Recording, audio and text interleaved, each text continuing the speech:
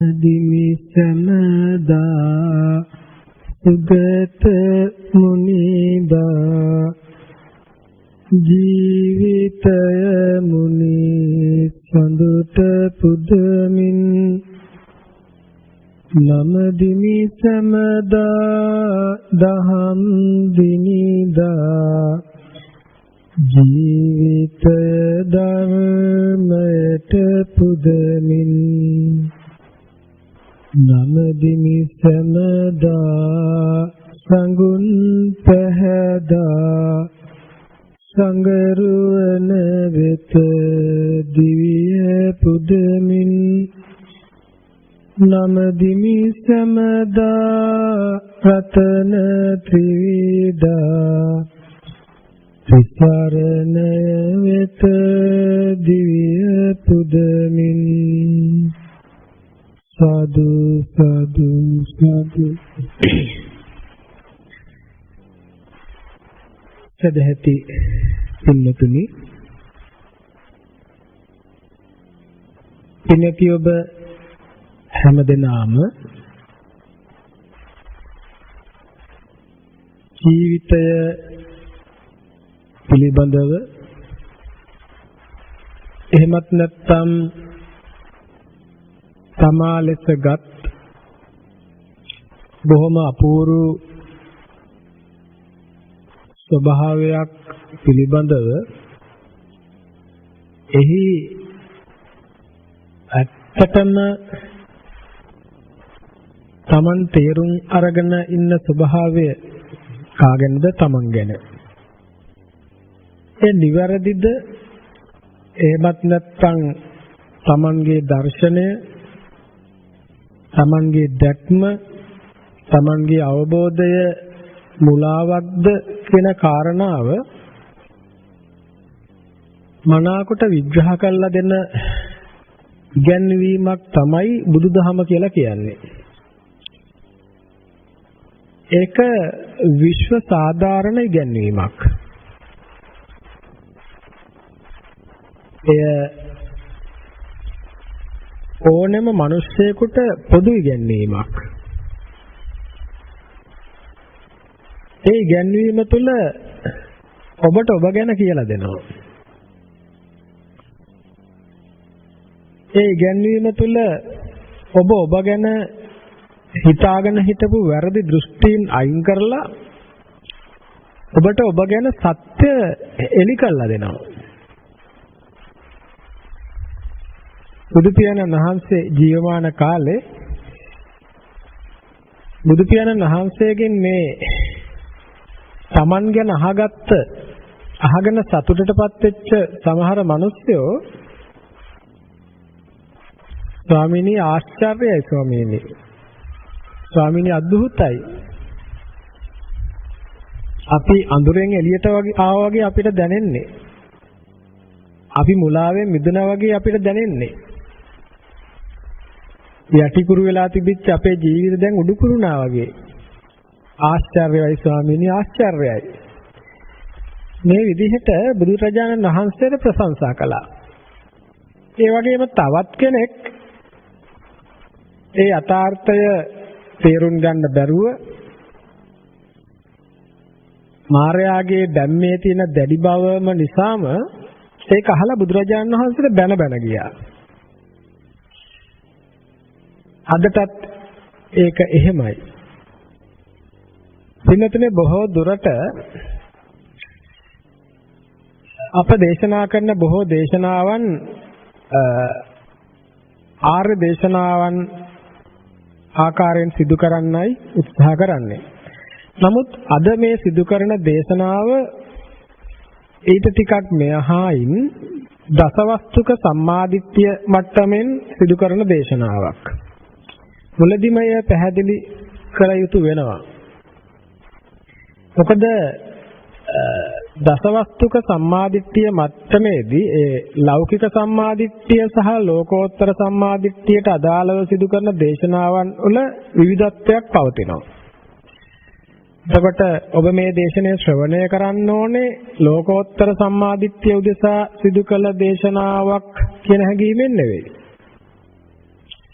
එතකොට මේ ලෞකික සම්මාදිට්ඨිය වෙනුවෙන් මේ දේශනය කරන්නේ දිගින් දිගට අපේ ශ්‍රාවකයන් අපෙන් විමසන සමහර කාරණාවලදී අපට පැහැදිලි වෙලා තියෙනවා ඒ ක්‍රමානුකූල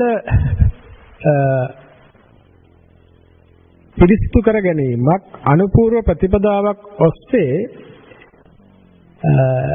දිව යාම පැමිණීම අවශ්‍යයි කියන කාරණාව. ඒ නිසා මේ මොහොත තුල මා බලාපොරොත්තු වෙනවා ඒ දසවස්තුක සම්මාදිට්ඨිය මට්ටමින් මේ දේශනාව සිද්ධ කරලා ඔබට කොයි තරම්නම් මේ බුද්ධ ශාසනයෙන් ප්‍රයෝජන ගැනීම උදෙසා හදිසි විය යුතුයද?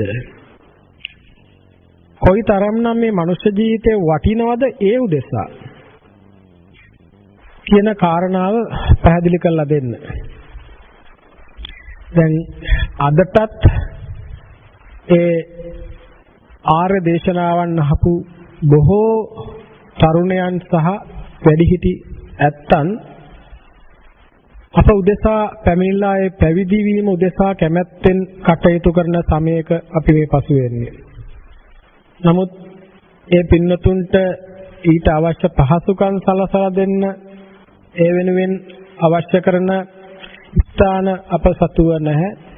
අප දැනට වැඩ ඉන්න ස්ථානවල ඊට පහසුකම් නැති නිසා ඒ පින්නතුන් වෙනුවෙන් ඒ අයට බුදු පියාණන් වහන්සේ ජීවමාන කාලේ පින්වත් ස්වාමීන් වහන්සේලා කෙබඳු දිවියක් ගත කළාද වගේ අප තුල තියෙන චින්තනයට අනුව පින්ඩපාතයෙන් යැපෙමින් කොහොම නිදහස් කාලසටහන් වලින් තොරව විවිධාකාර සම්බාධක වලින් තොරව දායක පින්වතුන් සමග පවා බැඳීම් වලින් තොරව නිදහස් වෛරී පැවිද්දක් හංසේක වගේ පැවිද්දක් වෙනුවෙන් ඒ පින්වතුන්ට යම්කිසි ස්වභාවයක් සකසමින් ඒ පින්වතුන් වෙත දායාද කරන්න කල්පනා කරමින් ඉන්න සමයක මේක සිහිපත් කළේ නිතර එවැනි ආයාචනා සිද්ධ කරනවා. නමුත් තවමත් අපට ඒ කාරණා වෙනුවෙන් ඒ අවශ්‍ය කරන සේනාසනය වෙනුවෙන් අවශ්‍ය කරන භූමිය තාම ලැබිලා නැහැ. ඒ සමගම කුටි කීපයක් ඉදි කරලා ඒ පින්නතුන් මේ ශාසනය තුල බුදු පියාණන් වහන්සේ ජීවමාන කාලේ ජීවත් වෙච්ච විදිහට අප සංවරය පිළිබඳව සිදු කළ දේශනාවල ස්වභාවයට ඒ වගේම ඒ පින්වත් ස්වාමීන් වහන්සේලාගේ චින්තනය කොයි දෙසටද යොමු යුත්තේ කියන ආකාරයට ධර්මය ශ්‍රවණය කළා ධර්මය පිළිපදලා ඒ පිළිබඳව අවබෝධයෙන් එතනට එන්නට සිත් පහළ වෙච්ච පින්නතුන්ට ඒ වටපිටාව සලසලා දෙන්න අප කටයුතු කරන්න කැමැත්තෙන් ඉන්නවා. ඉතින් ඒක නිසා මෙවැනි ස්වභාවයක් තුල බුදු පියාණන් වහන්සේ මේ සිදු කළ දේශනාව අපේ හිත් කොච්චර නිව්වද කියනවනම් ප්‍රඥා රූපවාහිනිය මේ අහිංසක මිනිස්සුන්ට සිදු කරලා තියෙන සේවය බුදු පියාණන් වහන්සේ මට සිහිපත් වෙන්නේ ප්‍රඥා රූපවාහිනිය නැවතත් මා බුද්ධ කාලය පිළිබඳව සිහිපත් කළොත් බුදු පියාණන් වහන්සේ තමන් වහන්සේගේ මුල්ම ශ්‍රාවකයන් වහන්සේලා 69 ආමන්ත්‍රණය කළා කියනවා චරත භික්ඛවේ චාරිකං බහුජන හිතාය බහුජන සුඛාය අත්ථාය හිතාය දේව මනුස්සාන ඉනති මහණෙනි ඔබ බොහෝ දෙව් මිනිසුන්ගේ හිතසුව පිණිස චාරිකාවෙහි හැසිරෙන්න. දෙදෙනෙක් එකමග නොයන්න. මෙහෙම කියලා බුදු පියාණන් වහන්සේට ඕනේ වුණා තමන්ගේ හදවතේ ඇතිවිච්ච මේ බුදු සිසිල මහා කාර්යක්ෂමතාවකින් යුතුව ලෝකේ පුරාම බෙදලා යවන්න. ඒ සත්කාර්ය හරි අපූර්වට ප්‍රඥා රූපවාහිනිය සිදු කරගෙන යනවා. ඒ නිසාම අපි යම්කිසි කැපකිරීමක් සිදු කරනවා මේ අවදානම් සහිත කාලයකත් මේ කොරෝනා රෝගයෙන් මුළු ලෝකයම පීඩා විඳින කාලයකත් අපේ ජීවිතයත් යම් පමණකට අවදානමේ දමමින් බොහෝ සතුන්ගේ සිත් සුවපත් වුණොත් බොහෝ සතුන් නිවුනොත් සනසනොත් ඒ පරදුවට තියෙන අවදානම යන නොසලකීම ඊට යම් සාධාරණයක් වෙයි කියන හැඟීමෙන් මේ කාරණාවන් සිද්ධ කරගෙන යන්නේ. ඒ නිසා එවැනි ස්වභාවයක් තුල කොච්චරනම් අහිංසක මිනිසයන්ට මේ අතාර්ථය අවබෝධයෙන් ඒ අයට මහා සම්බාධක ගිහි ජීවිතය පිළිබඳව ඇති කරගත්ත අවබෝධයකින් යුක්තව ඒ අය තීරණය කරනවා මම මගේ ජීවිතේ ඉතුරු කාලය මේ අරහත් ධජය වෙනුවෙන් කැප කරනවා කියලා. ඒ අය අතර අර උගත්යයි සම්මත බොහෝ පිරිසක්. ඒ වගේම සමාජය තුළ විවිධ වූ තරාතිරම් වල විවිධ වූ වයස් කාණ්ඩවල පිරිස්. මේ හැම දිනාටම පුළුවන් වෙලා තියෙනවා යම් වූ කාලයක් පුරාවට සද්ධර්ම ශ්‍රවණයෙන් යෝනිසෝ මනසිකාරයෙන් ඇති කරගත්ත දහම් අවබෝධය තුලින් ලෝකයේ පිළිබඳව නිර්වින්දනයකටපත් වෙලා ලෝකයෙන් එතරවන්න චින්තනය සකසගෙන එතර වීම පරිපූර්ණ කර ගැනීම උදෙසා තමන්ගේ ජීවිතය බුදුරජාණන් වහන්සේගේ පැවිදි ශ්‍රාවකයෙකු ලෙස ගත කරන්ට ඇති කරගත්ත මිදීම උදෙසා ඇති කරගත්ත කැමැත්තක්. බැදීම උදෙසා ඇති කරගත්ත කැමැත්තක් නෙවෙයි. මිදීම උදෙසා ඇති කරගත්ත කැමැත්තක්. සබ්බ දුක්ඛ නිස්සාරණ නිබ්බාන සච්චිකරණත්තාය. සියලු දුක් දුරු කරගෙන නිර්වාණය සාක්ෂාත් කරගන්නයි ඒ පින්වතුන්ට අවශ්‍යතාවය. ඒ නිසායි නැවතත් ස්ථාන තැනීමක් පිළිබඳව අදහසක් නොතිබුණත් ඒ අය වෙනුවෙන් ඒ අයට කරන අනුග්‍රහයක් විදියට ඒ ස්වභාවය පිළිබඳව කල්පනා කළේ. එතකොට මෙවැනි ස්වභාවයකට පත් වෙන්න මේ පින්නතුන්ට මේ කරන දායාදය මේ ධර්මදේශනා සඳහා දායකත්වය දරන පින්නතුන් මුළු ලෝකේම අසරණ අහිංසක හිත් සුවපත් කරන්නේ බුදුරජාණන් වහන්සේ ජීවමාන කාලේ මහා දුකටපත් වෙච්ච පින්නතුන් වෙනුවෙන් රජ්ජු මාලලා සුනීතලා සෝපාකලා ඒ වගේම විවිධාකාර පීඩනයටපත් වෙච්ච අසරණයන් අඟුලිමාල කියන්නේ අසරණෙක්. අඟුලිමාල කියන්නේ අහිංසකෙක්. සංසාර ගමන ඇතුලේ දරුවනේ මේ අවබෝධයටපත් වෙනකන් මේ ලෞතර සුවය විඳිනකන් ඔබ හැම කෙනෙක්ම අසරණයි. ඒ සසර ගමන තුල රඟපාන ජවනිකාවල ඔබ මිනිමරුව දකිනවා. වෛශ්‍යාවන් දකිනවා. යාචකයන් දකිනවා. රජවරුන් සිටුවරුන් දුගියන් දකිනවා. ඒ සියලු දෙනා අතර ඔබ ඒ සියලු දෙනා දෙස ඔබට විවිධ විදිහට දැනෙනවා පෙනෙනවා. නමුත් බුදුවරුන්ට පෙන්නේ මේ සසර ගමනේ අසරණව සිටින තවත් එක සත්ව ස්වභාවයක් විදිහට විතරයි. ඒ නිසා තමයි බුදු පියාණන් වහන්සේ තමන් වහන්සේගේ අතටපත් නිවන් සැප අලු යමලු කෙළපිඩක් වගේ අතහැරලා ඉපදෙන මැරෙන දුක් විඳින මේ සසරට පිවිසියේ. ඒ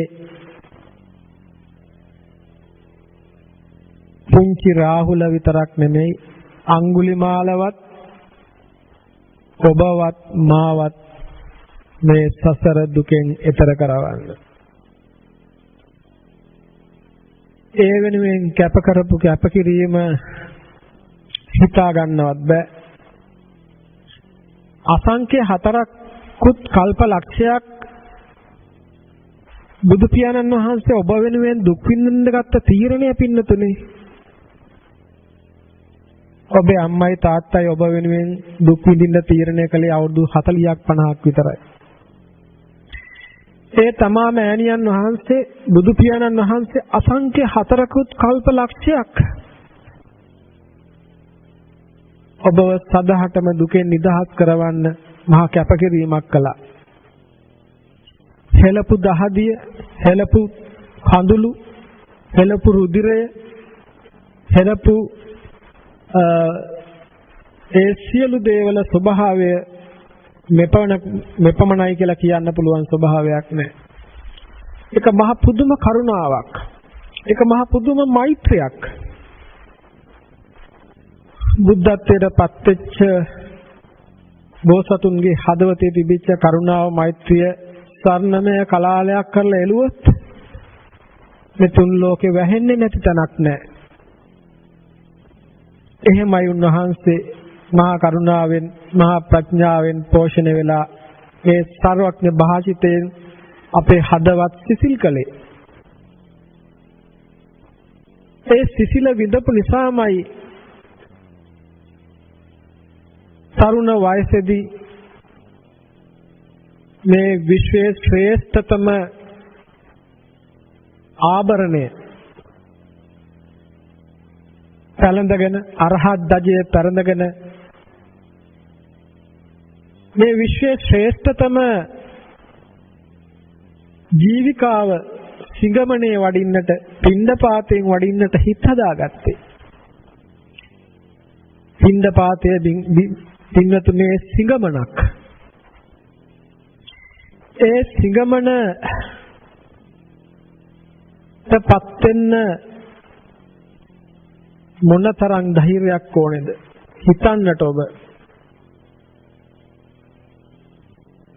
සමහර පින්නතුන්ගේ හිතවල තියෙන මානය, උද්දච්චකම ආදී විවිධ දේවල් එක්ක ගයක් ගානේ පැලක් ගානේ අතපපා යන්න හිත හදාගන්න සාමාන්‍ය කෙනෙක් මේ මුලින් මේකට හිත හදාගත්තේ ලෞතර සම්මා සම්බුදුරජාණන් වහන්සේ. රජ ගෙදරක හැදිලා වැඩිලා රජ බිසවක් රජ පුතෙක් අතහැරලා රජ මාලිගාවක් අතහැරලා රන් තැටිය වළඳපු රජතුමා රජ ගෙදරින් නික්මිලා පිණ්ඩපාතයෙන් ගෙයින් ගෙට ගිහිල්ලා මැටි පාත්‍රයට එක දුගී පැලකින් ලැබෙන කැඳ ටිකත් තව තැනකින් ලැබෙන හොදි ටිකත් තව තැනකින් ලැබෙන පළතුරු මොනයිත් එකම පාත්‍රයට දාගෙන මේ ඔක්කොම එකට අනාගෙන කලමේ වළඳන්න තරම් බුදු හිතක් කොහොම හැදිලා තියෙන්නේ නැද්ද?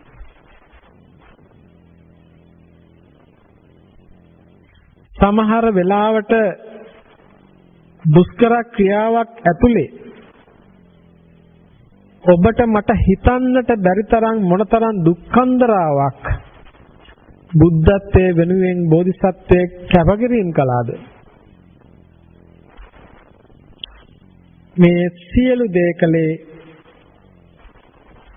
මම කෙසේ හෝ සම්බුද්ධත්වයේ තුලින් මේ සසර ගමන නිමා කරනවා, මේ දුකින් එතර කරනවා, මේ දුක් විඳින බොහෝ සත්‍යෝ බත් ඇතුළුව මේ දුකින් නිදහස් කරනවා කියන මහා පින්වන්ත සිතිවිල්ලත් එක්ක. ඒ නිසා එහෙම පින්බර බුදු අම්මෙකුගේ බුදු තාත්තෙකුගේ දරුවෝ අපි එහෙම සෙනෙහසක් තියෙන මවෙක් පියෙක් ලබන්න තරම් මොනතරම් වාසනාවක්ද මොනතරම් භාග්‍යයක්ද. අපමණ දුකක්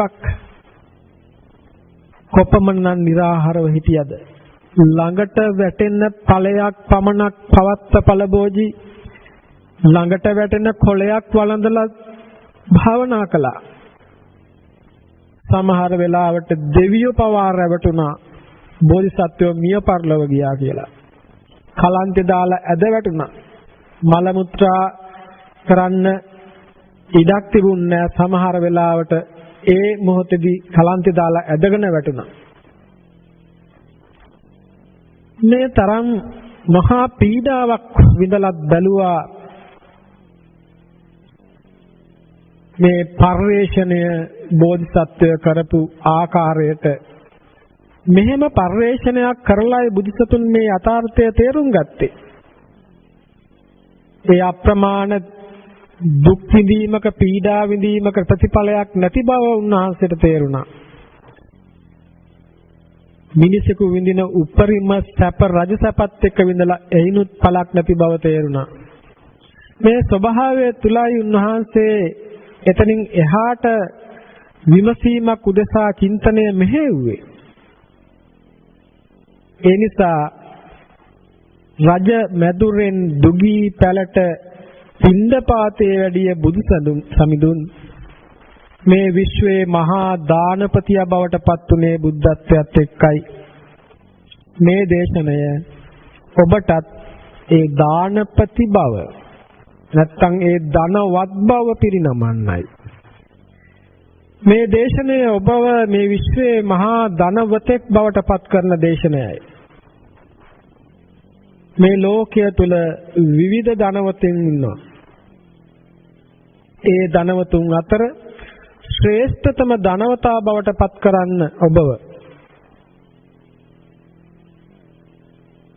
සමහර වෙලාවට ඔබ සිතන ධනය සහ ධනවතා වෙන කෙනෙක් වෙන්නට පුළුවන්. මා මෙහිදී සිහිපත් කරන්නේ ශ්‍රද්ධා ධනං සීල ධනං හිරි ඔත්තප්පියං ධනං සුත ධනං ච චාගෝච පඤ්ඤාමේ සත්තමන් ධනං. බුදුරජාණන් වහන්සේ ආර්ය ධනයන්ගෙන් පොහොසතෙක් වෙන විදිහයි ඉගැන්වුවේ. ඒ ධනය ආර්ය වූ ධනයක්. ඒ ධනය වෙනස් නොවන ධනයක්. ඒ ධනය විකෘති නොවන ධනයක්. ඒ ධනය අන්‍ය ස්වභාවයකටපත් නොවන ධනයක්. මේ කතා කරපු කාරණා තුලත් අන්‍ය ස්වභාවයකටපත් වන ඒවාක් තියෙනවා. දැන් ශ්‍රද්ධාවේ අන්‍ය ස්වභාවයකටපත් වන නොවන දෙවිදියම ශ්‍රද්ධා තියෙනවා. සීලයත් එහෙමයි. ශ්‍රද්ධාව ලෞකික ශ්‍රද්ධා ලෝකෝත්තර ශ්‍රද්ධා. සීලය ලෞකික සීල ලෝකෝත්තර සීල. ඒ වගේම ශ්‍රුතවත් බවත් අපි ශ්‍රවණය කරනවා ලෞකික දේශනා ලෝකෝත්තර දේශනා. ඊළඟට ත්‍යාගී බව ලෝකයේ උදෙසා දන් දෙන ස්වභාවයන් තියෙනවා. ඒ වගේම ලෝකයෙන් මිදීම උදෙසා සකස්ව දන් දෙන ස්වභාවයන්. ඒ වගේම ප්‍රඥාවක් තියෙනවා ලෞකික ප්‍රඥාව ලෝකෝත්තර ප්‍රඥාව. හිරියොත්ප්පාදියත් මෙයටයි. ඒ නිසා මේ විදිහට මේ කතා කරන්නේ බුද්ධ ශාසනයක් තුල කතා කරන්නේ ඒ ධනවත් බව නැසෙන එකක් නෙමෙයි. බුදුරජාණන් වහන්සේ මේ විශ්වයේ හිටපු මහේෂී ධනවතා. උන්වහන්සේගේ ධනය හා සම කරන්න පුළුවන් ධනයක් මේ විශ්වය තුල තිබුණේ. උන්වහන්සේට හැම වෙලාවකම කාලය තිබුණා පින්නතුනේ. තමන් වහන්සේ ළඟට දුක කියාගෙන එන මිනිස්සුන්ට උන්වහන්සේ කවදාවත් තමන් වහන්සේගේ දුක කිව්වේ නැහැ. ඇයි? උන්වහන්සේ දුකෙන් නිදහස් වෙලා තිබිච්ච නිසා. මොකද්ද අවාසනාවකට අපි මම මාගාවට දුක කියාගෙන එන තමන්ගේ දුක නිවා ගන්න වචනයක් අහගන්න එන කෙනාට මම කියනවා නම් අනේ මහත්තයෝ අපි මේ දවස්වල හරිම කරදරෙන් ඉන්නේ. අපිට මේ අඩුපාඩු තියෙනවා. අපිට මේ දේවල් ගොඩනගන්න තියෙනවා. ඒ නිසා මේ දේවල්ට මහත්මා දුක් විඳලා හරි කමන්නේ අපිට උදව් කරන්න. මෙතන බුද්ධ ශාසනයක ස්වභාවයට එහා ගිය ස්වභාවයක් තියෙනවා. ඇත්තටම පැවිද්දා දුක් විඳින කෙනෙක් වෙන්න බෑ. ඇත්තටම පැවිද්දා හරි සතුටින් ඉන්න කෙනෙක් වෙන්න ඕනේ. පැවිද්දා කියලා කියන්නේ සියල්ල ලැබිච්ච කෙනෙක්. පින්නතුනේ පැවිද්දා කියන්නේ සියල්ල ලැබිච්ච කෙනෙක්. පැවිද්දා කියන්නේ සියල්ල ලැබිච්ච කෙනෙක්. පැවිද්ද කියන්නේ සියල්ල ලැබිච්ච තැනක්. මම නම් දකින්නේ නැහැ මේ රටේ දැනටත් මේ ලෝකේ සියල්ල නොලැබුණු පැවිද්දෙක් සිටිනවාද කියලා, විශේෂයෙන් බුද්ධ ශාසනය තුල. එහෙමනම් සියල්ල ලැබුණු තැන සියල්ල ලැබුණු බව නොදැන සියල්ල නොලැබුණාසේ හැසිරෙනවා නම් ලැබීම උදෙසා බොහෝ දේ පවතින බව හිතනවා නම් ලැබී ඇති දේ පිළිබඳව තෘප්තිමත් නැත්නම් සාමාන්‍ය ලෝකීය පෘථග්ජනයා තුල පවතින අතෘප්තිකර ස්වභාවය නම් තාමත් පැවිද්දා තුල තියෙන්නේ. ඒ පැවිද්දාට තාමත් මට දැන් ඇති කියන තැනට එන්නට බැයි නම් එතන මොකද්ද වැරද්දක් තියෙනවා. පින්නතුනේ අපි හැමදෙනාම දක්ෂ වෙන්නට ඕනේ දැන් මට ඇති කියන තැනට එන්න. අතෘප්තිකර ස්වභාවයෙන් මිදලා තෘප්තියටපත් වෙන්න පවතින ස්වභාවය තුල පැවිද්දාගේ අවශ්‍යතාවය පවතිනවා. චීවර, පින්දපාත, සේනාසන, ගිලන්පස. පැවිද්දා උදෙසා චීවර ලැබිලා නම්, පැවිද්දා උදෙසා පින්දපාතය ලැබිලා නම්, එදිනෙදා ලැබෙනවා නම්, පැවිද්දා උදෙසා සේනාසනයන් පවතිනවා නම්, පැවිද්දා උදෙසා ගිලන්පස වශයෙන් ගිලන් වූ විට අවශ්‍ය කරන ඖෂධයන් ලැබෙනවා නම් එතනින් එහාට පැවිද්දට සියල්ල ලැබිලා. ඒ ලැබූ සියල්ල උදව් කරගෙන යාට කාරණාවක් තියෙනවා. නැවතත් කිසිවක් නොලබන තත්වයටපත් වෙන්නයි හික්මෙන්නේ. ඔය ලබන්නට බලාපොරොත්තු වෙන බොහෝ දේවල් අතරේ කිසිවක් නොලබන්නට ලැබී සැකසෙන සසර තුර කිසිවක් නොලබන තැනකටපත් වන්නට. සසර පවතිනකම් ලැබීම පවතිනවා, සසර නිමවන තැන ලැබීම දුර වෙනවා. ඒ නිසා පැවිද්ද සකස් විය යුතු වන්නේ කිසිවක් නොලබන තැනකටමයි.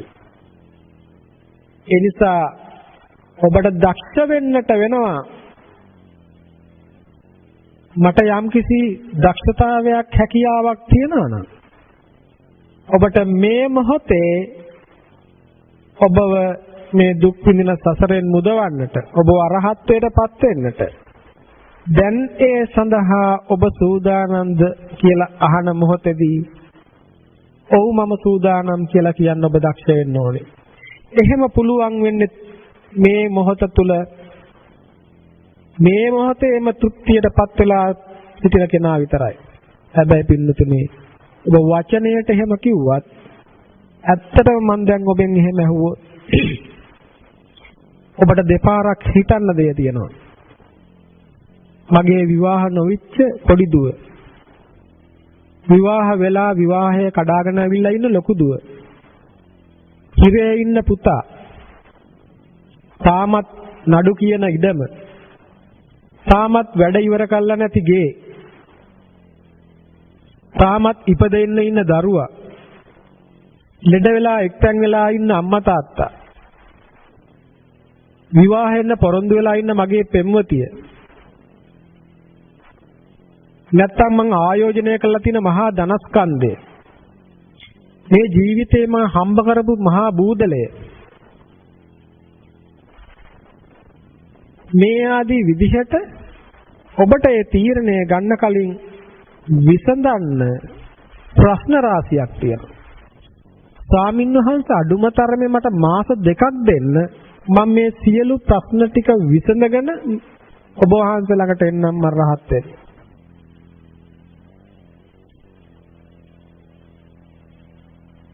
මම මේ දේශනය කරන්නේ ඔබට දැනෙනවා ඔබ තුලේ දුර්වලතාවය තියෙනවා කියලා. ඔබට දැන් ඇති කියන තැනට එන්නට බෑ පින්නතුනේ. එහෙම එන්නට බෑ නෙමෙයි, ඔබ එට එන්න උත්සාහ කරලා නැහැ. ඇයි? මාර්යා ඔබේ ඇස් වහලා, මාර්යා ඔබගේ ඇස කන නාසය විතරක් නෙවෙයි ඔබේ හිතත් වහලා, ඔබව අවිද්‍යාවෙන් පුරවලා, ඔබ සක්කාය දිට්ඨියෙන් පුරවලා, ඔබට සත්‍ය වෙනුවට අසත්‍යයක් සත්‍ය විදියට පෙන්නලා, මවල දෙන දේවල් ඔබ සත්‍ය විදිහට පිළි අරගෙන, මායාකාරයෝ හැමදාමත් කරන්නේ මැවීමක්මයි. මැවීම තුල පවතින්නේ සත්‍යයක් නෙවෙයි අසත්‍යයක්. මායාව කවදාවත් ඇත්ත විදියට ලෝකයා පිළිගත්තේ නැහැ. ඇත්ත විදිහට පෙන්නන මායාවක් බව පිළිගන්නට මේ සැබෑ ජීවිතය තුල අපි දක්ෂ වෙලා නැහැ. සැබෑ ජීවිතයේ විදිහට දකින මේ ජීවිත පැවැත්ම ඇතුලේ පවතින මේ චිත්‍රපටය ටෙලිනාට්‍යයක් චිත්‍රපටයක් විදිහට අපි දකින්න දක්ෂ නැහැ. ඒවා තුල සිදුවන සිදුවීම් මාලාවන් තුල අපි හඬනවා, වැළපෙනවා, අපි කැමති අයගේ දිනුම බලාපොරොත්තු වෙනවා, අකමැති අයගේ පරාජය බලාපොරොත්තු වෙනවා, කැමති අය දිනුවාම සතුටු වෙනවා, අකමැති අය දිනුවාම දුක් වෙනවා, කැමති අය පෙරදුනහම දුක් වෙනවා, අකමැති අය පෙරදුනහම සතුටු වෙනවා. මේ විදිහට චිත්‍රපටය කියන්නේ යම් කිසි සැලසුමකට අනුව නළු නිලියන්ගේ රංගනයක් තුල ලේඛකයෙකුගේ රචනාවකට අනුව නිර්මාණය කරපු එකක් බව නොතේරි අපි ඒක බලාගෙන කඳුළු පෙරාගෙන අඬනවා. ලෝක හදනවා, දුක හදනවා, ඇලෙනවා, ගැටෙනවා, තණ්හාව සකස් කරගන්න, උපාදානය වෙනවා, භවය සකස් කරගන්න.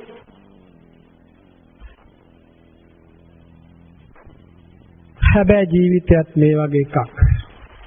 හැබැයි ජීවිතයත් මායාව විසින් නිර්මාණය කරපු තිර රචනයක්. හැබැයි ජීවිතයත් මායාව විසින් සිදු කළ අංග රචනයක්.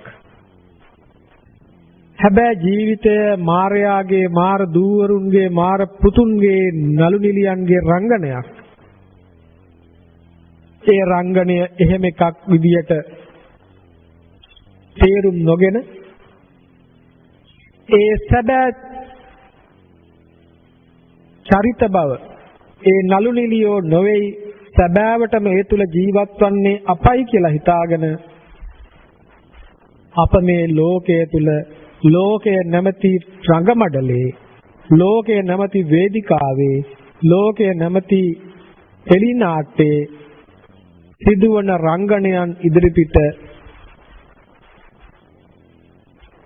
ඒ රංගනයන් තුල සිදුවෙන ලාභ අලාභ, යස ආයස, නිന്ദා ප්‍රශංසා, සැප දුක් ඔස්සේ කම්පා වෙමින්, හඬා වැළපෙමින්, දුක් වෙමින්, සතුටු වෙමින් උද්ධාමයටපත් වෙමින්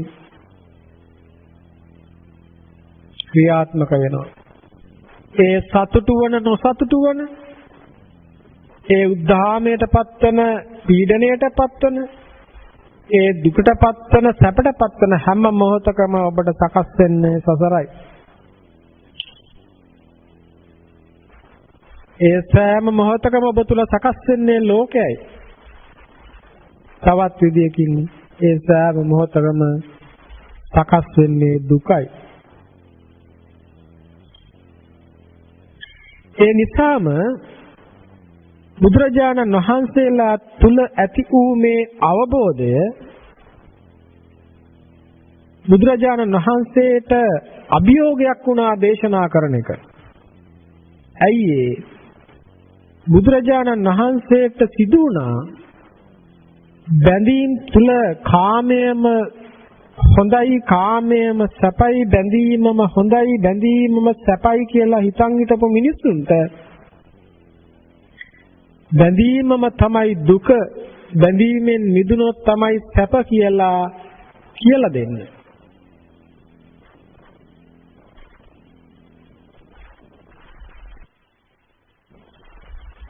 බැඳීම තුලම ආසාවන්ට, ඒ ආසාවන් ඔස්සේ සතුටු වෙවි හිටපු මිනිස්සුන්ට ඒවා තුල තියෙන දුකක් කියලා බුදුවරු උගන්වනකොට ඒක බුදුවරුන්ට මහා අභියෝගයක් වුණා. එහෙම පිරිසකටයි මේ දහම් දෙසන්නේ. ඒ නිසායි සමහර වෙලාවට අප සිදු කරන ආර්ය දේශනය සමහර වෙලාවට දසදහසකට 10 දෙනෙකුටවත් ග්‍රහණය වෙනවද කියලා සමහරලාට හිතෙනවා. ඒ නිසා තමයි මේ දසවස්තුක සම්මා දිට්ඨිය මට්ටමින් මෙවැනි දේශනයක් දෙකක් හෝ කරන්න තීරණය කළේ. මොකද ඔබව එතෙන්ට ගොඩනංවා ගැනීම වෙනුවෙන්.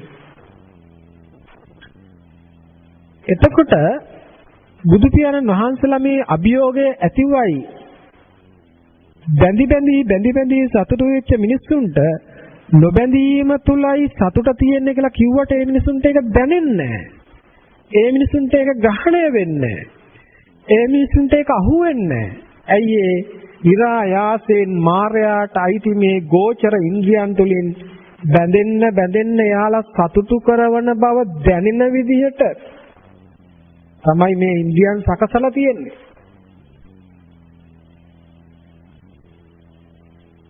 යම් විදිහට විවිධාකාර විදිහට කාමයන් භුක්ති විඳිද්දී ඔබට දැනෙලා ඇති. ඒ කාමයන් භුක්ති විඳින මොහොතේ ඔබ තුල ඇති කරලා දෙන තෘප්තිය, සතුට, ආස්වාදය, ඒ අමුතු විදිහට ඔබව පිනායන ස්වභාවයකට කාමයන් භුක්ති විඳින මිනිස්යාට එහෙම ඇති කරලා දෙද්දී ඒ ඇයට හිතෙන්නේ එයම තමයි සැප, එයම තමයි හොඳ, සෙවිය යුත්තේ එයමයි කියලා එයාලා කාම පරිවේෂණයක නියැලෙනවා මිසක් නෙක්ඛම්ම පරිවේෂණයකට කොහොමද හිත හැදෙන්නේ? ඒක එහෙම ජීව විද්‍යාත්මකව තමන්ගේ ස්නායු ඔස්සේ, මොළය ඔස්සේ, සුසුම්නා ඔස්සේ තමන්ගේ චින්තනයට කිඳා බස්සවල තියෙන මේ මාර ධර්මයන් තුලින් ඒට ඇස කන නාසය දිවකය මන ඔස්සේ රූප ශබ්ද ගන්ධ රස පහස හරහා තමන්ට ඒතු ගැන්වෙවි තහවුරු වෙවි තමන් තුලින් එය දැනි යද්දී එහෙම ඒ අයට එහෙම දැනෙන ස්වභාවයකට ප්‍රතිවිරුද්ධව කතා කරන්නේ කොහොමද? එහෙම කතා කරන දේ ඒ අය පිළිගන්නේ කොහොමද? ඒ තරම් අභියෝගයක් බුදු කෙනෙක්ගේ දේශනයට ඇයි ඒ දෙපැත්තකට යන දේශනයක් මේ මාර ධර්මයකුයි බුද්ධ ධර්මයකුයි දේශනා කරන්නේ? දෙපැත්තකට යන ධර්ම දෙකක් මේ.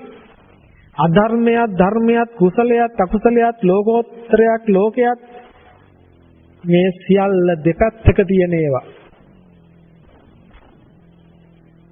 අවිද්‍යාව විද්‍යාව, කාමය නෙක්ඛම්මය, ලෝකය ලෝකෝත්තරය, මාර ධර්මය, බුද්ධ ධර්මය, සත්‍ය අසත්‍ය ඒ සියල්ල දෙපැත්තක තියෙන ඒවා. ඒ නිසාම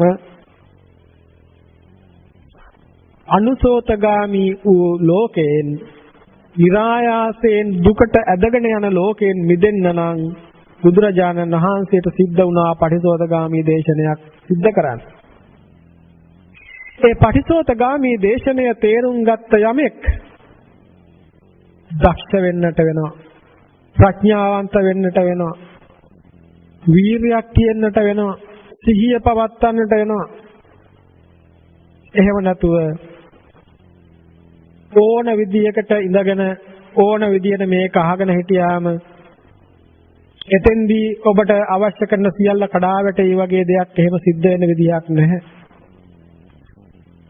මායාගේ බැම්මෙන් මිදලා යන්න අවශ්‍ය කරන මිලක් තියෙනවා නම් ඒ මිල ගෙවන්නම වෙනවා.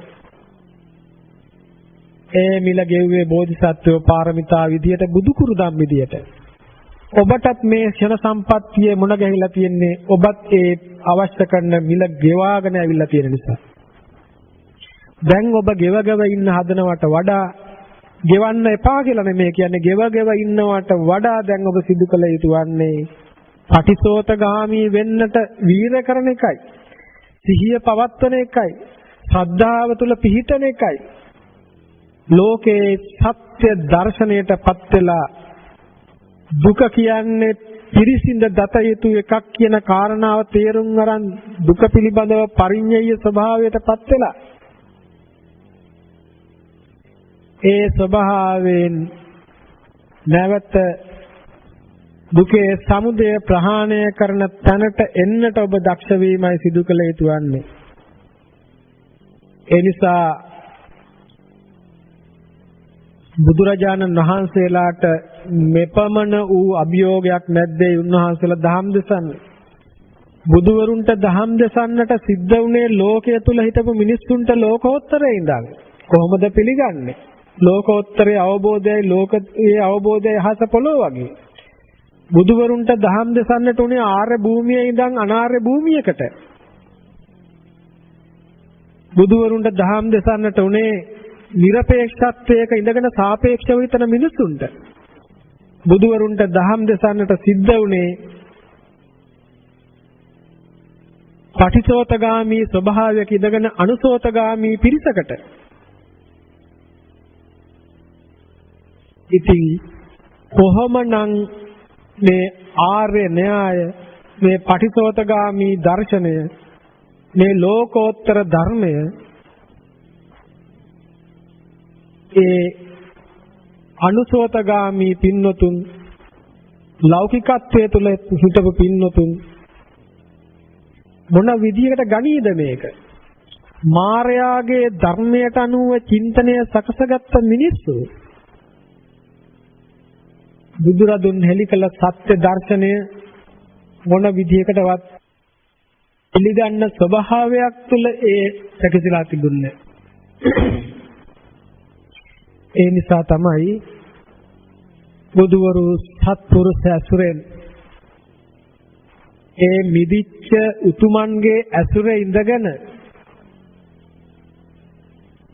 ඒ මිදීම සාක්ෂාත් කරගත්ත උතුමන්ගේ ඇසුරේ ඉඳගෙන ඒ මිදීම වෙනුවෙන් ක්‍රියා කරන්නට නිතර සිහිපත් කරන්න. බුදු පියාණන් වහන්සේලාට මේ ලෝකයේ පිළිබඳව අවබෝධය කොච්චරද කියනවා නම් උන්වහන්සේ දේශනා කරනවා.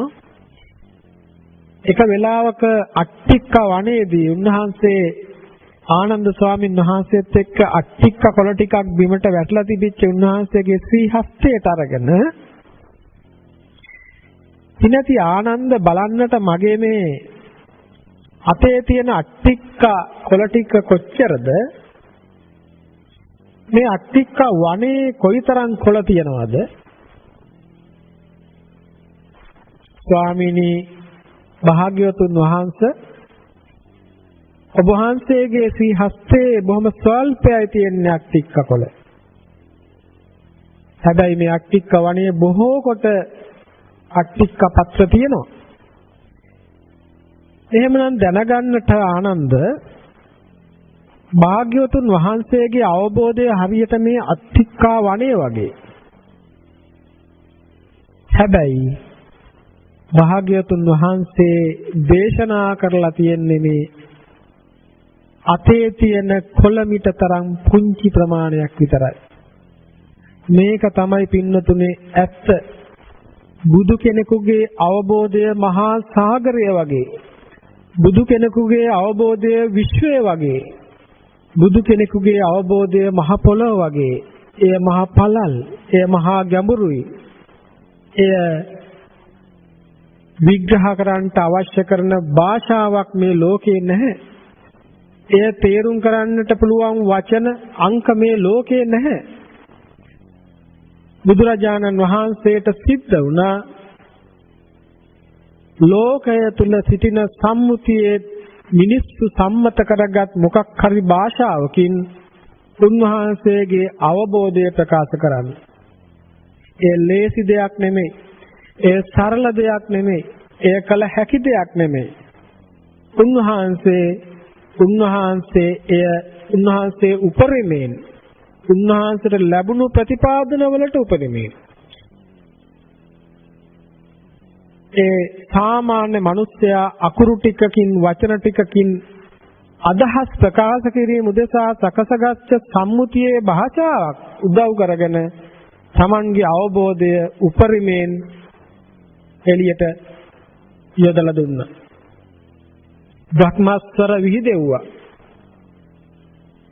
හැබැයි එය පහසු කාරණාවක් නෙමෙයි. අදටත් බුදු කෙනෙකුගේ විතරක් නෙමෙයි රහතන් වහන්සේ නමකගේවත් අවබෝධය වචන වලට හරවන්නට පුළුවන් ස්වභාවයක් ඇත්තේ නැහැ.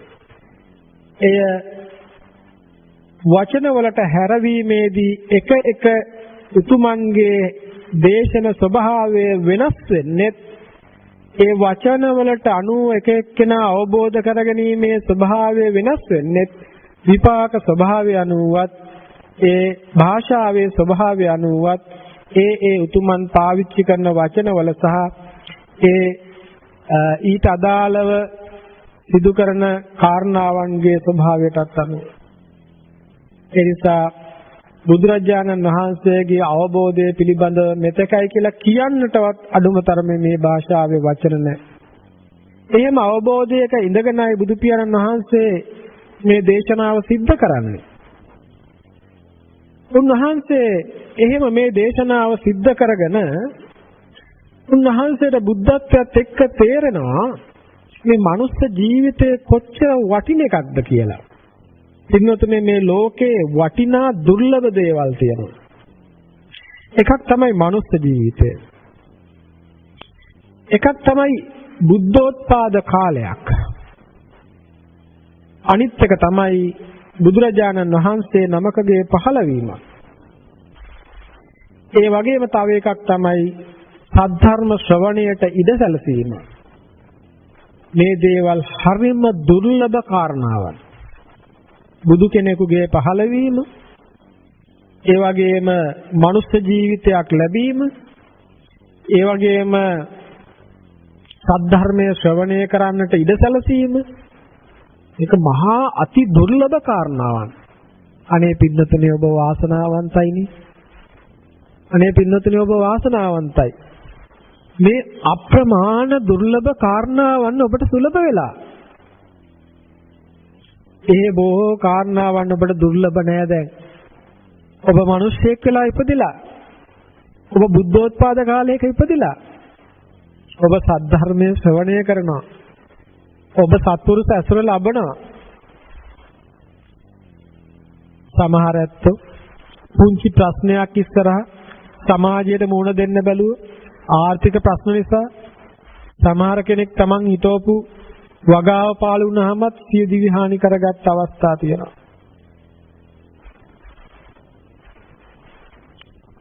මේ ධර්මයේ මුණ නොගැහුණා නම් අපට සමහර වෙලාවට මේ ජීවිතේ සමහර කාලෙකදී සිය දිවි හානි කරගන්න හිතිච්ච වාර 7ක් 8ක් මට මගේ ජීවිතේ තිබ්බා. මොනම හරි හේතුවක් නිසා එදා ඒ තීරණය ගත්තනම් මෙච්චර මේ වටිනා ධර්මයක් තේරුම් ගන්නට ස්පර්ශ කරන්නට මේ ලැබෙන වාසනාව අහිමි වෙලා යනවා. ඒ අවබෝධ කරපු ධර්මයේ ඔබට කියන්නට ලැබෙන අවස්ථාවත් අහිමි වෙලා යනවා. තමන්ට තේරුම් ගන්නටත් තේරුම් ගත්ත දේ අසරණ තමන් වගේම අසරණ අහිංසකයන්ට බෙදන්නත් තිබිච්ච අවස්ථාව මගහැරලා යනවා. ඒ නිසා යම් කිසි කෙනෙකුට යම් මොහතක හිතුනොත් තමන්ට ඒ ජීවිතේ එපා කියලා ඔබේ ජීවිතය අතහැරලා දාන්න. ඔබේ ජීවිතය අතහැරලා දාන්න. අතහැරලා අලුත් ජීවිතයක් පටන් ගන්න. මරණයෙන් මත්තේ නෙවෙයි මේ ජීවිතය තුළ ඉඳගෙන. ඔබට ජීවිතේ එපා නම් තියෙන සියලු ලෞකික භෞතික බැඳීම් ටික අතහැරලා දාලා ඔබට බැඳීමෙන් මිදීමේ තුල උපදින සතුට කියලා දෙන්න පුළුවන් ගුරුවරයෙක් ළඟ සත්පුරුෂයෙක් ළඟ ඔබේ පැවිදි ජීවිතය ආරම්භන්න. ඒ මොහොතේ ඉඳන් ඔබ මුළු ජීවිත කාලය පුරාවටම සතුට තියේවි ඔබ. සනසීම තියේවි ඔබ ගාව. ආයේ කවදාවත් ඔබට සියදිවි හානි කරගන්න නම් හිතෙන්නේ නැහැ පුතේ. ඇයි ඒ තරමටම ඒ සනසීම විඳින්න නෙක්ඛම්මයේ තුල විඳින මේ සනසීම විඳින්න ඒ සනසීම පූර්ණ එකක් කරගන්න තියෙන උත්සාහය අරින්න ඔහුට වෙන බලාපොරොත්තුවක් නැහැ. ඇයට වෙන බලාපොරොත්තුවක් නැහැ. ඇයට එකම එක අරමුණයි තියෙන්නේ. ඒ අරමුණ සාක්ෂාත් කරගන්න විතරයි ඔහුට ඔහුගේ ජීවිතේ වටින්නේ. ඒ නිසා ඔහුට ඔහුගේ ජීවිතේ වටිනවා. බුදු පියාණන් වහන්සේ දේශනා කරපු සූත්‍රයක් තියෙනවා මනුෂ්‍ය චුති සූත්‍රය කියලා. උන්වහන්සේ මේ සූත්‍ර දේශනාවේ දේශනා කරනවා මේ ජීවත් වෙලා ඉන්න සත්වය අතරින් මේ සියලුම සත්වයෝ කියන්නේ මහ පොළොව තරම් ප්‍රමාණයක් සාපේක්ෂ කරලා ගත්තාම මහ පොළොව තරම් ප්‍රමාණයක් මිය පරලොව ගිහිල්ලා නැවත උපදින්නේ දුගතියේ. මේ නැවත උපදින කතා මේ කර්මය කර්මඵලයට අනුව සසරක් පිළිබඳව නැවත උපතක් පිළිබඳව පුනරුත්පත්තියක් නෙමෙයි පුනර්භවයක් පිළිබඳව මේ කතා කරන්නේ කර්මය කර්මඵලයට අනුව. දසවස්තුක සම්මාදිට්ඨියට අනුව කියලා මම ඔබට මේ දේශනාවේ ආරම්භම සිහිපත් කළා. ආර්ය දේශනාවත් එක්ක මේක පටල ගන්න එපා. මේ මට්ටමේදී අපි මෙරි ඉපදී භවයෙන් භවයට සසර යන සත්‍යයක් දකිනවා. ඒක මේ මට්ටමේදී දකින එක. එතකොට මේ විදිහට මේ සසර ස්වභාවය තුල ඒ සසර ස්වභාවයෙන් මිදීම වෙනුවෙන් මොන තරම්නම් කැපකිරීමක් කරලද ඔබ මේ මිනිස්සෙක් උනේ? ඇයි ඒ සුද්ධ ජීවියාගේ නම් මේ සියලුම සත්වෝ ත්‍රිසං සත්වෝ പ്രേතයෝ මිනිස්යෝ දෙවියෝ බ්‍රහ්මයෝ ආදී මේ සියලු දේ අතරින් මහ පොළොවක් තරම් ප්‍රමාණයක් දුගතිය උපදිද්දී බුදු පියාණන් වහන්සේ දේශනා කරනවා මේ නියසිල මත තියෙන පුංචි දූලි කැටයක් තරම් ප්‍රමාණයක් විතරයි දරුවනේ සුගතිය තුල උපදින්නේ කියලා. දැන් ඔබට තේරෙනවද ඔබ මොනතරම් තරංගයක් කරලාද මොනතරම් පිරිසක් එක්ක තරඟ කළාද මේ මනුස්ස ජීවිතය ලැබුවේ කියලා? ඒක එසේ මෙසේ පිරිසක් නෙවෙයි. මහ පොළොවක් තරම් පිරිසක් එක්ක තරඟ කරලා වැඩි කැටයක් තරම් දිනන පිරිසට ඔබ එකතු වුණා. මහ පොළොවක් තරම් පිරිසක් දුගතියට යද්දී ඔබ මේ සුගතියට ආවේ වැඩි කැටයක් තරම් පිරිසක් සුගතියට එනකොට. ඒ නිසා දරුවනේ ඔබට මනුස්ස ජීවිතේ තරම් වටිනවා.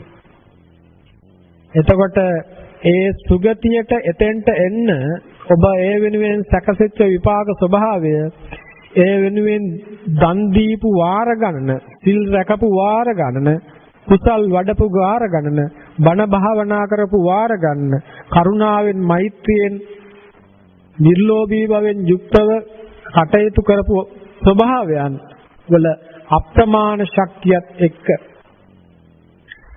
විවිධාකාර විදිහේ ඊට අවශ්‍ය කරන බොහෝ කරුණු කාරණාත් එක්ක තමයි ඔබට ඒ ගෙවීම් ඔස්සේ, කැපකිරීම ඔස්සේ, පරිත්‍යාගයන් ඔස්සේ තමයි ඔබට මේ தත්ත්වය, මේ කිරුළ උරුම කරලා දෙන්නේ සබාදහම්. සුගතියේ කිරුළ උරුම කරලා දෙන්නම් ඔබට කැපකිරීම කරන්න. මේ ලෝකෙ කිසිම දෙයක් එම කැපකිරීමකින් තොරව ලබන කිසි දෙයක් මේ තුන් ලෝකේ නැහැ. යමෙකුට අහම්බෙන් කකුල හැප්පිලා මණිකක් හම්බුණත් ඒ හම්බෙන්නේ සිදු කළ මහා කැපකිරීමක විපාකයක් මිසක් එයාට ඒ මොහොතේදී කකුල හැප්පුණා වගේ දැනුණට එයට යම් විපාක ස්වභාවයක් හේතුයෙන් තමයි, ප්‍රත්‍යවීමෙන් තමයි සිද්ධ වෙන්නේ. ඒ නිසා ඒ වගේ කැපකිරීමක් කරලා ඔබට පුළුවන් වුණා මේ මනුෂ්‍ය ජීවිතය ලබන්න. ඒ මනුෂ්‍ය ජීවිතය ලැබපු ඔබ මනුෂ්‍ය ජීවිතය ලැබුවට විතරක් දැන් මේ මනුෂ්‍ය එවැනි කැපකිරීමකින් මහ පොළොවකට සාපේක්ෂව පුංචි වැලි කැටයක් තරම් ඉපදිච්ච මිනිස්සු අතරේ ඒ මිනිස්සු අතරේ ශ්‍රේෂ්ඨතම මිනිස්සු වන තැනට ඔබට සැකසিলা. ඒ තමයි ඒකට කියනවා ක්ෂණ සම්පත්තිය කියලා. දැන් මිනිස්සු වෙන්න මහ පොළොවට සාපේක්ෂව පුංචි වැලි කැටයක් තරම් ප්‍රමාණයක් විතරයි මිනිස්සු වෙන්නේ. ඒ මිනිස්සු වෙච්ච පුංචි වැලි කැටයක් තරම් ප්‍රමාණය අතර ඔබ පුදුමාකාර අල්ප ස්වභාවය අල්ප පිරිසක් අතරට එකතු වෙලා ක්ෂණ සම්පත්තිය උදා කරගන්න. ඒකටත් බුදුරජාණන් වහන්සේ අක්කන සූත්‍රයේ මේ ක්ෂණ සම්පත්තිය ලබන එකට උදාහරණයක් කියනවා. ගොවියේ කුඹරක සීසාන ගමන් වියගහක් ගැලවෙලා යනවා. මේ වියගහ ගැලවෙලා ගිහිල්ලා ඇල මාර්ගයේ දිගේ ගඟට ඔයට යනවා. ඔය දිගේ ගඟට ගිහිල්ලා ගඟ දිගේ මහා සමුද්‍රයට යනවා. මහා සාගරයේ කොහේ හරි මේ වියගහ පාවි තියෙද්දී මේ මහා සාගරයේ පතුලේ තියෙනවා, පතුලේ ඉන්නවා එක ඇහැක් විතරක් පේන කැස්බෑවෙක්. මේ කැස්බෑවට වරමක් තියෙන අවුරුදු 100කට එක දවසක් එකවරක් මුහුද මතු පිටට එන්නේ. කොහෙන්ද කියලා තැනක් නැහැ. අවුරුදු 100කට එක වතාවක් මුහුද මතු පිටට එන මේ කන කැස්බෑවට Tamanට තියෙන එක ඇහෙන් අර මුහුදේ කොහේ හරි පාවි තියෙන වියගහ මෙයාට මුණ ගැහෙන්නත් ඕනි. වියගහේ තියෙන පුංචි සිදුරයි ඒ සිදුරෙන් අහස බලන්න පුළුවන් වෙන්නත් ඕනි. ඒ අහස බලන්නත් එයාට තියෙන එක හැයි. ඒ ඇහෙන් බලන්නත් ඒ අවුරුදු 100කට එක දවසයි මුහුදේ මතු පිටට එන්නේ. වියගහ කොහේ පාවි තියෙයිද දන්නේ. මේ කැස්බෑව මුහුදේ කොහේ ඉදීද දන්නේ. බලන්න මේ තරම් අහඹුවක් කියනවා ක්ෂණ සම්පත්තිය හම්බෙන එක. මහ පොළොවට සාපේක්ෂව පුංචි වැලි කැටයක් විතරයි මිනිස්සෙක් වෙන්නේ. ඒ පුංචි වැලි කැටේ තරම් අතරින් ක්ෂණ සම්පත්තිය ලබන්නේ ඊටත් වඩා අල්පම අර කන කැස්බෑවා වියසිදුරෙන් අහස බලනවා වගේ අල්ප ප්‍රමාණයක්. පින්නතුනේ මේ දේශනේ අහන ඔබ ඒ ක්ෂණ සම්පත්තිය සහිතයිනේ. මේ දේශනේ අහන ඔබ ඒ ක්ෂණ සම්පත්තිය සහිත කෙනෙක්. ඔබට හිතා ගන්නවත් බෑ ඔබට ලැබිලා තියෙන දේ. ඔබ හැමදාම ජීවිතේ ඔබ හිතුවේ ඔබට නොලැබිච්ච දේ. ඔබ අද ඉඳන් ඔබට නොලැබිච්ච දේ නේ ඔබට මේ ලැබිච්ච දේ ගැන හිතන්න. ඒ ටිකම ඇති ඔබ සතුටින් තියන්න. ඔබට ලැබිච්ච දේ පිළිබඳව හිතලා ලැබිච්ච දේ පිළිබඳව තෘප්තියකටපත් වෙලා හැම මොහොතක් ගානෙම මේ ලැබිච්ච මහා ආශ්චර්යවත් අවස්ථාවෙන් හොඳට සිහිය එළවලගෙන ඒ ධර්මය තුලින් සැනසීමටපත් වෙන්න මුළු ජීවිතේම කැප කරන්න. ඔබ ජීවිතේ පැය 24න් දවසකට පැය භාගයක් මේකට කැප කරනවා. හැබැයි ඒ මඩ හොදලා ඉවරලා ආයේ පැය 24 මාරක්ම 23 මාරක්ම අපි ආයේ ඔබ ඒක මඩේ දානවා. දැන් බලන්න මෙච්චර කාලයක් අපේ පින්නතුන් අඩුම ගානේ 4 පොයටවත් සිල් ගත්තානේ. දැන් අපි ඉස්සර කිව්වේ නිති පන්සිල් පොහොය 8 සිල් කියලා. ඒ නිති පන්සිල් කියන්නේ හැමදාම පන්සිල් රැකපු මිනිස්සු පොහොයට 8 සිල් රැක්කා. ඒ පොහොයත් කලේ පොහොය 15කට නෙමෙයි පොහොය 4කට. නිති පන්සිල් රැක්කා පොහොය 4කට 8 සිල් රැක්කා. දැන් අද මොකද්ද? නිති පන්සිලුත් නැහැ. සමහර කෙනෙකුට එක සිල්පදයක්වත් රැක ගන්නත් බෑ. හැම වෙලේම Taman ගැන හොයන එක පැත්තකට දාලා අනුන් ගැන හොයනවා. සමහර වෙලාවට එක එක ස්වාමීන් වහන්සේලා ගැන හොයනවා, උන්වහන්සේලා හරිද වැරදිද හොයනවා. තව ගිහි පින්නතුන් ගැන හොයනවා, අල්ලපු ගෙදර ගැන හොයනවා, අරයාගේ ධ්‍යාන හරිද වැරදිද හොයනවා, මෙයාගේ රහත් බව හරිද වැරදිද හොයනවා. තව දේවල් ගල්ලෙන් ගස්ගල් වජිරාසන හොය රණ්ඩු වෙනවා, මරා ගන්නවා. ඔබට ලැබිච්ච පුංචි කාලය වෙනුවට ඒ පුංචි කාලය තුල ප්‍රයෝජන නොගෙන අනේ අසරණව කුමක්ද මේ සිද්ධ කරන්න කියන කාරණාව හිතනකොට ඒක මහා දහම් සංවේගයක් ඇති වෙනවා. ඒ නිසා මේ ලැබිච්ච පුංචි කාලය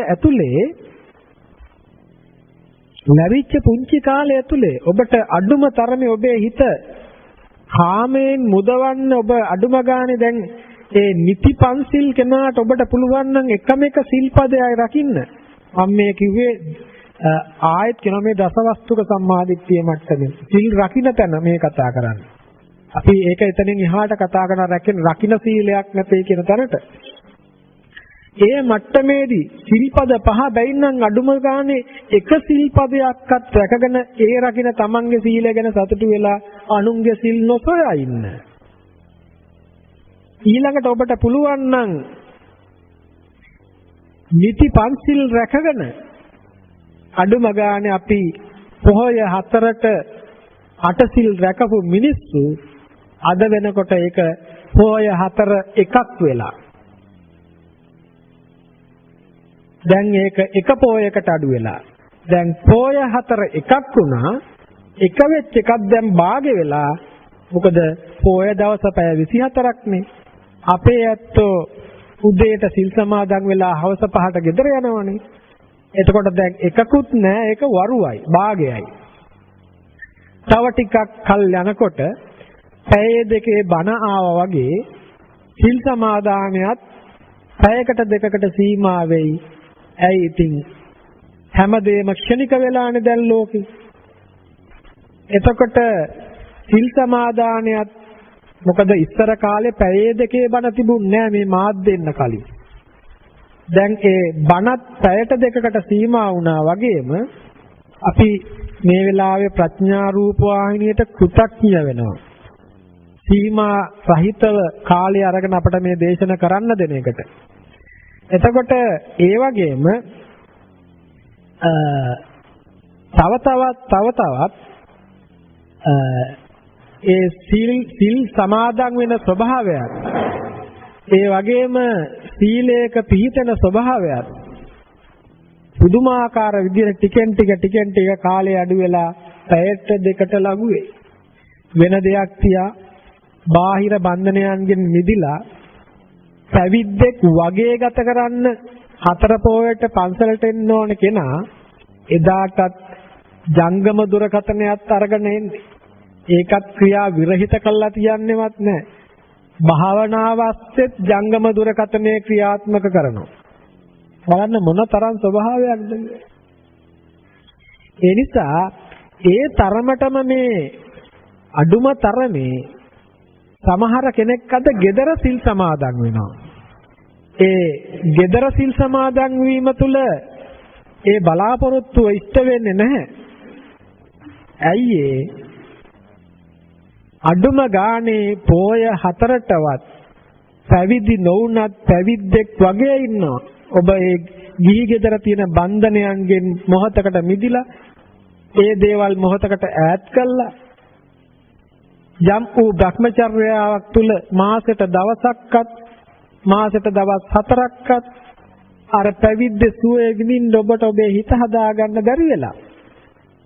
එහෙම ඔබ ඒ දුර්වලකම නිසාම ඔබ තුල තියෙන අඩුපාඩුව නිසාම අද ඔබේ නිර්වාණය මේ බුද්ධ ශාසනයෙන් ඈතට තල්ලු කළා. අද ඔබ නිවන් දකින්න බලාපොරොත්තු වෙන්නේ මෛත්‍රී බුද්ධ ශාසනය. ඔබට ගෞතම බුද්ධ ශාසනයේ මදිපාඩු වෙලා. ඔබ හිතනවා එක එක බුදුවරු එක එක දහමක් දේශනා කරනවා ඇති කියලා. මෛත්‍රී බුදු පියාණන් වහන්සේ මේ ලෝකේ පහළ වුණත් උන්වහන්සේ දේශනා කරන්නේ දුක්ඛ ආර්ය සත්‍ය, දුක්ඛ සමුදය ආර්ය සත්‍ය, දුක්ඛ නිරෝධ ආර්ය සත්‍ය, දුක්ඛ නිරෝධ ගාමිනී පටිපදා ආර්ය සත්‍ය. පටිච්ච සමුප්පන්න විදියට මේ ලෝකය සැකසෙන විදිය, නිරුද්ධ වෙන විදිය, ඒ මොහොතේ ලෝකයේ සැකසෙන ලෝකේ අනිත්‍ය වෙලා යන විදිය, ඔయిత වැඩිය දෙයක් මෛත්‍රී බුදු පියාණන් වහන්සේ දේශනා කරන්නේ නැහැ. නමුත් අපි හිතනවා නෑ මම මතු බුදු වෙන මෛත්‍රී බුද්ධ ශාසනයකදී නිවන් දකිනවා.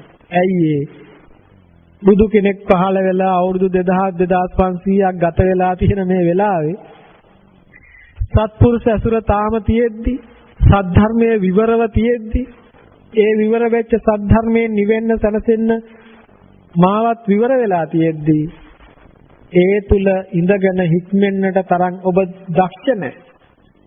ඔබ කම්මැලි වෙලා, ඔබ අලස වෙලා, ඔබ තුල වීර නැහැ. ඔබට සිහිය පවත්වන්නට බැරි විදියට කාම ලෝකයට බැඳලා තියෙන කාම වස්තු විවිධ ස්වරූපයෙන් එනවා. ඒවා මාධ්‍යවල ස්වරූපයෙන් එනවා. ඒවා පුවත්පත් ස්වරූපයෙන් එනවා. ඒවා අන්තර්ජාලයේ ස්වරූපයෙන් එනවා. ඒවා සබාධාමයේ ස්වරූපයෙන් එනවා. ඒවා ධර්ම දේශනා කරන ස්වරූපයෙන් එනවා. ඒවා ධර්ම ශ්‍රවණ ස්වරූපයෙන් එනවා. ඒවා විදේශ ගමන් වල ස්වරූපයෙන් එනවා. ඒවා රැකිරක්ෂා ස්වරූපයෙන් එනවා. ඒවා ජාත්‍යාලය ස්වරූපයෙන් එනවා. ඒවා ආගම් වාලය ස්වරූපයෙන් එනවා. ඒවා විවිධ දේවල් රැකිය යුතුයි කියන ස්වරූපයෙන් එනවා. ඒවා විවිධ ස්වරූපයෙන් ඇවිල්ලා ඔබට ඉටු කරන්න යුතුයකම් හදලා දීලා, ඔබට වගකීම් හදලා දීලා, ඔබව කාර්යබහුල කරලා, ඔබව ලෝකයේ තුල තියාගන්න මායя ලස්සනට වැඩපිළිවෙලක් හදලා තියෙනවා. ඒ නිසා ඔබ කාර්යබහුලයි. ඔබට විවේකයක් නැහැ. පැවිදි උතුමන් සමහර වෙලාවට Tamanට තියෙන නිලතල ටික නිසාම කාර්යබහුල වෙලා. ඒ තරමටම මහා පුදුමාකාර විදියට මම අර කලිනුත් සිහිපත් කළේ අපිට අනේ ස්වාමීන් වහන්සේ ළඟටවත් ගිහිල්ලා මේක හිත නිවා ගන්න ඕන කියලා හිතාගෙන අපි ළඟට එන මිනිස්සයාට වචන 10ක් කතා කරන්න මට විවේකේ නැත්තම් මම කාර්යබහුලයි නම් මොකද්ද මගේ මේ පැවිද්ද ඇති වටිනාකම?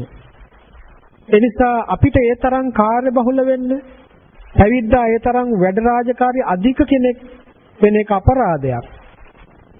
අපි බොහොම නිදහස් කෙනෙක්, සහැල්ලුවෙන් ඉන්න කෙනෙක්, වැඩ අඩු කෙනෙක්, බොහෝ කෘත්‍ය නැති කෙනෙක්, ලැබෙන දෙයින් සතුටු වෙන කෙනෙක්, බොහොම අල්පේච්ඡ ජීවිතයක් තියෙන කෙනෙක්, ලැබෙලා තියෙන දේ මොනවා හෝ ඒ දේවල් නොයලී නොගැටි පරිහරණය කරන්න පුරුදු වෙච්ච කෙනෙක්, හැම වෙලාවෙම සතුටින් ඉන්න පුරුදු වෙච්ච කෙනෙක්. එතකොට එහෙම තැනකට දුක නොසතුට කනස්සල්ල තියෙන කෙනා ආවහම එයා කෙනෙක් වෙනුවෙන් ගත කරන්න පුංචි කාලයක් අපිට ඉතුරු වෙනවා.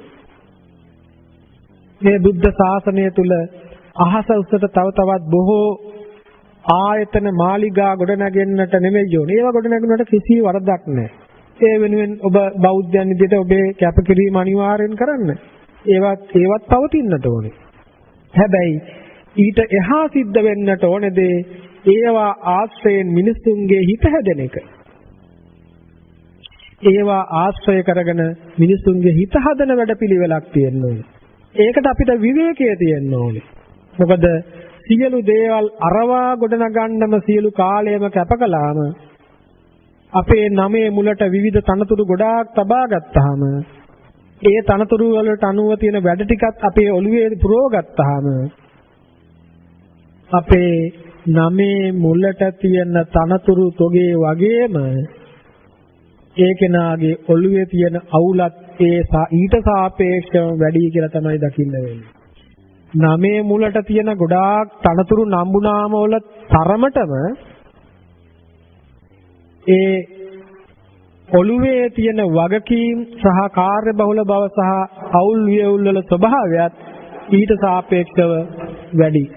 ඇයි ඒ අයගෙන් බොහෝ දෙනෙක් බලාපොරොත්තු වෙන දේවල් තියෙනවා. ඉටු කරන්න වගකීම් තියෙනවා. බැඳීම් තියෙනවා. යුතුයකම් තියෙනවා. ගොඩනගන්න දේවල් තියෙනවා. රකින්න දේවල් තියෙනවා. හදන්න දේවල් තියෙනවා. මේ සියල්ල පැවිද්දාට යම් මට්ටමකට පැවිද්දා තුලින් නිදිය යුතු දේවල්. ඒ නිසා එවැනි ස්වභාවයක් තුල මෛත්‍රී බුද්ධ ශාසනයක් ප්‍රාර්ථනා කරන්න මට්ටමට අපිව අලස කරලා තියෙන්නේ. ඇයි අපි අපේ විවේකයේ භුක්ති විඳින්න අපි කැමති නැහැ. ඒ විවේකයට කැමති, ඒ හුදකලාවට කැමති, ඒ නිදහසට කැමති. ඒ නිසා ඒ හුදකලාව විවේකයේ නිදහස ප්‍රිය කරමින් බොහෝ කෘත්‍ය වලින් බැහැර වෙලා නිදහසේ විවේකීව ජීවිතයට හුරු වෙච්ච අපිට අමුතුවෙන් නිරෝධායනයේ උදෙසා නීති පනවන්න අවශ්‍යතාවයක් නැහැ. ඒ නිසා හැබැයි බොහෝ කෙනෙකුට කෘත්‍ය කැමති වෙච්ච, වැඩ කැමති වෙච්ච, කාර්ය බහුල වෙච්ච බොහෝ දෙනාට නිරෝධායනය වදයක් වුණා. අරගල කළා, උද්ඝෝෂණ කළා, ඒකෙන් මිදෙන්න ඕනේ වුණා. එයින් මිදීම උදෙසා Tamanට ලැබිච්ච මේ විවේකය පාවිච්චි කරන්න එයාලා මාර්ගයක් දැනගෙන හිටියේ නැහැ. හැබැයි අතලොස්සක් විතරක් ඒ විවේකය පාවිච්චි කළා ධර්මය අහන්න. ඒ විවේකය පාවිච්චි කළා ධර්මය අහලා මාර්ගය වඩන්න. ඒ මාර්ගය වඩලා ඒ මාර්ගය තුල නිවෙන්න සනසෙන්න. බලන්න ධර්මය ලෝක ධර්ම ජීවිතයට කඩා වැටෙද්දී ඒ ලෝක ධර්ම ඉස්සරහා Tamanගේ හිත නිවා ගන්න මොන තරම්නම් මේ ධර්මයට ශක්තියක් වෙන්න පුළුවන්ද කියලා. ලෝක ධර්මත් එක්ක හැප්පුණාට වැඩක් නැහැ. ලෝක ධර්මත් එක්ක හැප්පිලා දිනෙන්න බෑ. ඇයි ඒක ලෝකයේ ප්‍රകൃතිය. නැසීම, වෙනසීම, විපරිණාමයටපත් වීම, වෙනස් වීම, ගෙවීම ලෝකයේ ප්‍රകൃතිය. ප්‍රകൃතිය එක්ක හැප්පුණා කියලා ඒක ඇති වැඩක් නැහැ. සිද්ධ වෙන්නේ ප්‍රകൃතිය ප්‍රകൃතියක් විදියට පිළි අරගෙන, ප්‍රകൃතිය ප්‍රകൃතියක් විදියට දැකලා, එය තමයි සත්‍යතාවයේ විදියට තේරුම් අරගෙන එයත් එක්ක නොඇලී නොගැටී ඉන්නවා. නොඇලී නොගැටී ඉන්න කෙනාව පුච්චවන්න කාටවත් පුළුවන් ස්වභාවයක් නැහැ. ලෝකයේ තුල සිද්ධ වෙන සිද්ධ වෙමින් ගියාවේ ඒ සිද්ධි ඔබට අදාළ කරගන්න අවශ්‍ය කරන්නේ. ඒ සිද්ධි ඔබේ කරගන්න අවශ්‍ය කරන්නේ. ඔබ කැමති නම් විතරයි ඔබට ඒව ඔබේ කරගන්න පුළුවන්. ඔබ කැමති නම් පුළුවන් ඔබට ඒව අදාළ නොකරගන්න. අදාළ කරගන්නවාද නොකරගන්නවාද කියන කාරණාව මතයි ඔබේ සනසීම සහ අසහනය ඔබ තුල පවත්වා ගන්නවාද නැද්ද කියන කාරණාව තීරණය වෙන්නේ. ඒ නිසා මේ කියන කාරණාවන් හැම එකක්ම ඔබ සතුටින් තියන්න උදව් කරන කාරණාවන්. දැන් ලෝක ධර්මයන් එක්ක හැපි ලෝක ධර්මයන්ම හොයන බෞද්ධයන් දිවි වෙලා නම් ඇත්තට මේවා බෞද්ධයද කියන කාරණාව හිතන්න වෙනවා. සමහර වෙලාවට ප්‍රාථමිකව මිනිස්සු හිතනවා සිද්ධාර්ථ බෝධිසත්වෝ සියල්ල අතහැරියා කියලා. ඒ අය සියල්ල කියන්නේ බුද්ධ ශාසනය තුල සබ්බ කියලා කියන්නේ මොකක්ද කියලා දන්නේ නැහැ. බුදුරජාණන් වහන්සේ අතහරින සියල්ලක් ගැන කතා කළේ උන්වහන්සේ සියල්ල කියලා කතා කළා නම් කතා කළේ ඇසත් කනත් නාසයත් දිවත් කයත් මනත් රූප ශබ්ද ගන්ධ රස පහස ධම්ම කියන ස්වභාවයන් විතරයි. එතනින් යාට ඕනනම් චක්කු විඤ්ඤාණ, සෝත විඤ්ඤාණ, ජීවා විඤ්ඤාණ, කාය විඤ්ඤාණ, මනෝ විඤ්ඤාණ ආදී විදියට විතරයි. මේ ස්වභාවයෙන් එහාට ගිහිල්ලා භෞතිකත්වයක් අතරින්න ඕනේ කියන කාරණාව ගැන සමහරු හිතාගෙන සමහරු කියන්න උත්සාහ කරනවා බෝධිසත්වෝ බෝධිය ළඟදී සියල්ල අතහැරියා අනේ සමහරු මේ සියල්ල රැස් කරනවා කියලා. බුද්ධ ශාසනය කියන්නේ රැස් කරන එකක් නෙමෙයි. නමුත් මා මෙතෙන්දි කතා කළේ මේ සියල්ල කියලා බුදුවරු මිදෙන්න කියන සියල්ල භෞතිකත්වයෙන් මිදෙන්න නෙමෙයි. භෞතිකත්වයෙන් මිදුණා හෝ තිබුණා හෝ ඒක කිසිම ඇති වැඩකට ඇති දෙයක් නෙමෙයි. භෞතිකත්වයෙන් මිදෙන්න හෝ අල්ලගන්න ඒක ඇති වැඩක් ඇති දෙයක් නෙවෙයි. එතකොට මිදෙනවා නම් මිදෙන්න ඕනේ වෙන තැනකින්. ඒ මිදෙන තැන හොයාගන්නයි බුද්ධ ශාසනය අවශ්‍ය කරන්නේ. බුද්ධ ශාසනය තුළ මිදිය යුතු තැන හරියට නොදැන මිදිය යුතු තැන් පෙන්වන්න යාම තුළ හැබෑවට මෙයා එතනිනුත් මිදෙන්නටයි අවශ්‍ය කරනවා. ඒ මිදිය යුතු තැන් පෙන්වන ස්වභාවයෙන්ුත් මිදෙන්න ඕනේ. මොකද බුද්ධ ශාසනය තුළ මිදෙන්න කියන්නේ එවැනි ස්වභාවයන් තුළ. එතකොට ඒ නිසා එහෙම ස්වභාවයක් තියෙද්දී ඒ කාරණාව තුළ මේ ප්‍රාථමික මට්ටමින් බැලුවාම ඒකට එහෙම කියන්න හේතුවක් තියෙනවා. දැන් බලන්න බුදුරජාණන් වහන්සේ ඉත්ත ධම්ම වගේ සූත්‍රවල උන්වහන්සේ දේශනා කරන මේ ආයු වන්න සැප බල ප්‍රඥා කියන දේවල් මේ සාමාන්‍ය මිනිස්යන්ට ඉෂ්ට කාන්ත මනාප වූ දුර්ලභ වූ දේවල්. එතකොට ඒ අය කැමති වෙච්ච, එයාට ඉෂ්ට වෙච්ච, කාන්ත වෙච්ච, මනාප වෙච්ච දේවල් තියෙනවා. බුදුහාමුදුරුවෝ කියන ඒවා මේ ආයාචනා කළා, ප්‍රාර්ථනා කළා යදලා ලබන්න බෑ කියලා.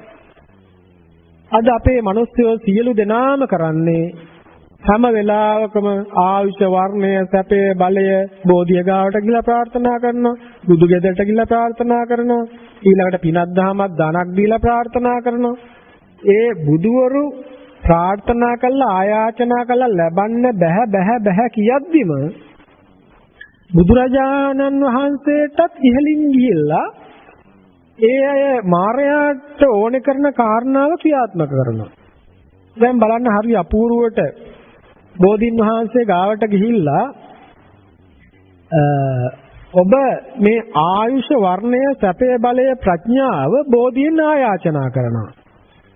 මාරක බාධක වැලකී මගේ පැතුම් මිතු වේවා. බලන්න මගේ පැතුම් මිතු වේවා. සිතුමින වැනි රුවන් ගැබක ආයුෂ මගේ වැඩි වේවා.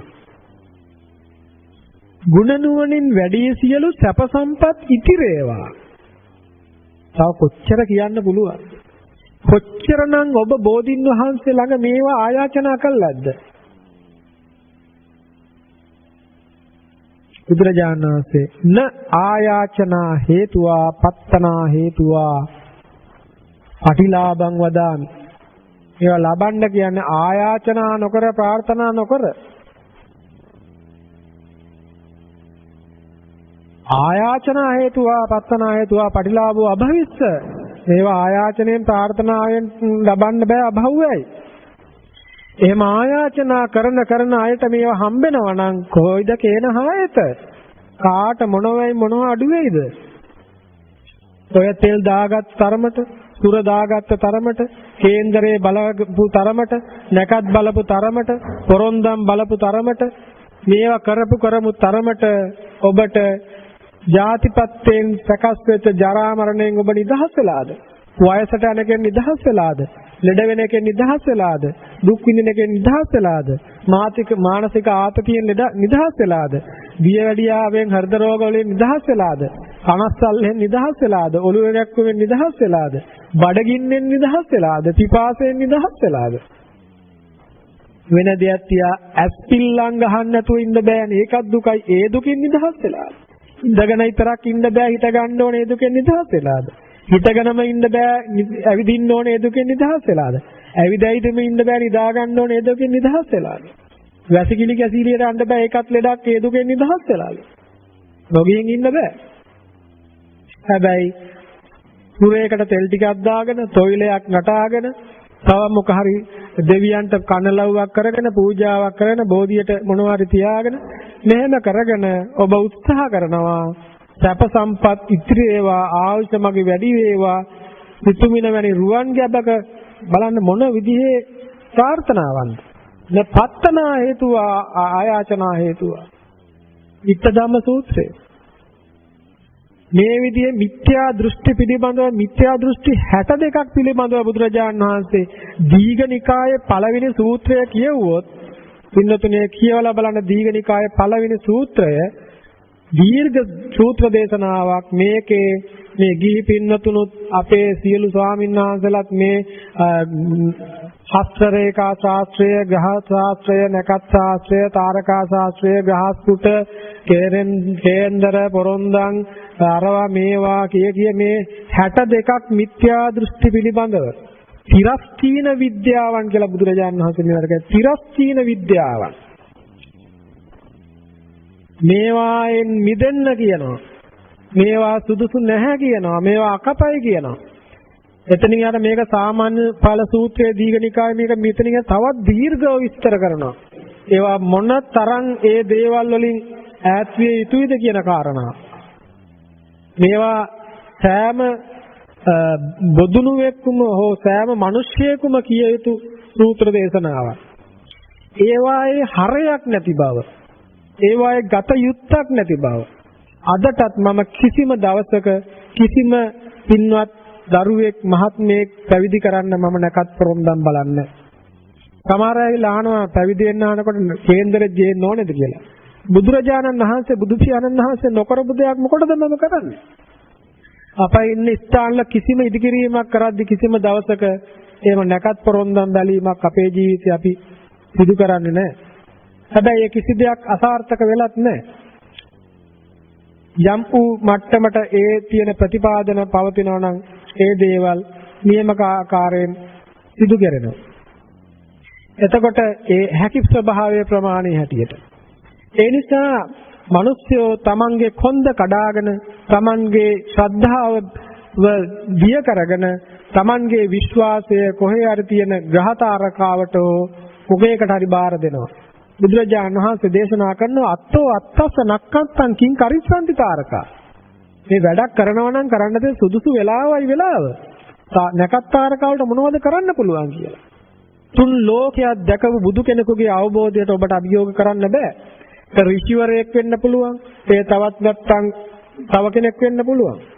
මේක අහලා ජ්‍යොතිෂය කරන පින්නතුන් මාත් එක්ක උරුම වෙන්න එපා. මම ජ්‍යොතිෂය කියන්නේ වැරදි එකක් කියලා බොරුවක් කියලා කියන්නේ. මම මේ කියන්නේ බුද්ධ ධර්මයට ගැලපෙන්නේ නැහැ කියලා විතරයි.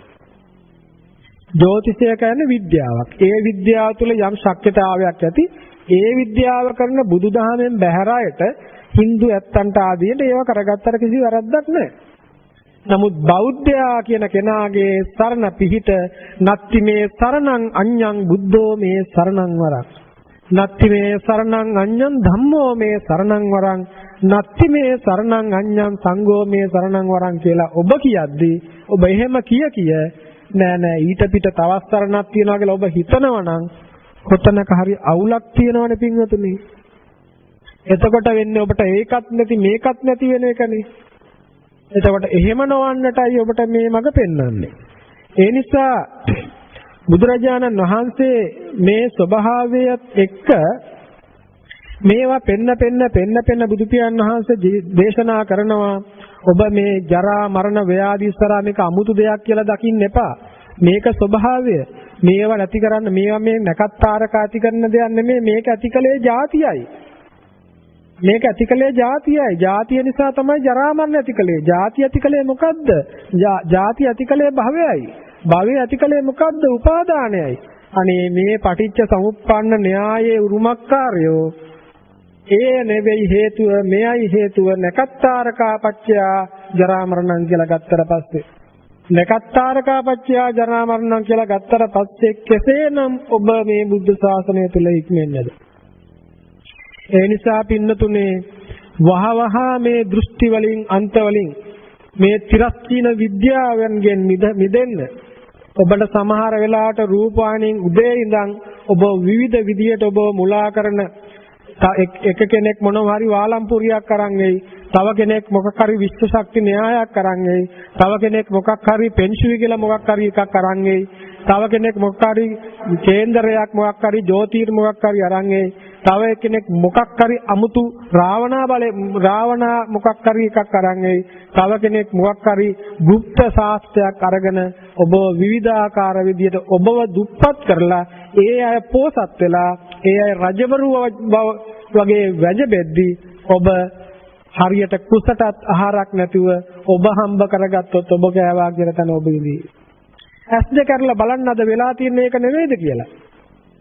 එහෙම ස්වභාවයක් තුල මොකද්ද මේ අසරණකම? මොකද්ද මේ මන්ද බුද්ධික ස්වභාවයක් තුල ක්‍රියාත්මක කරන ස්වභාවය?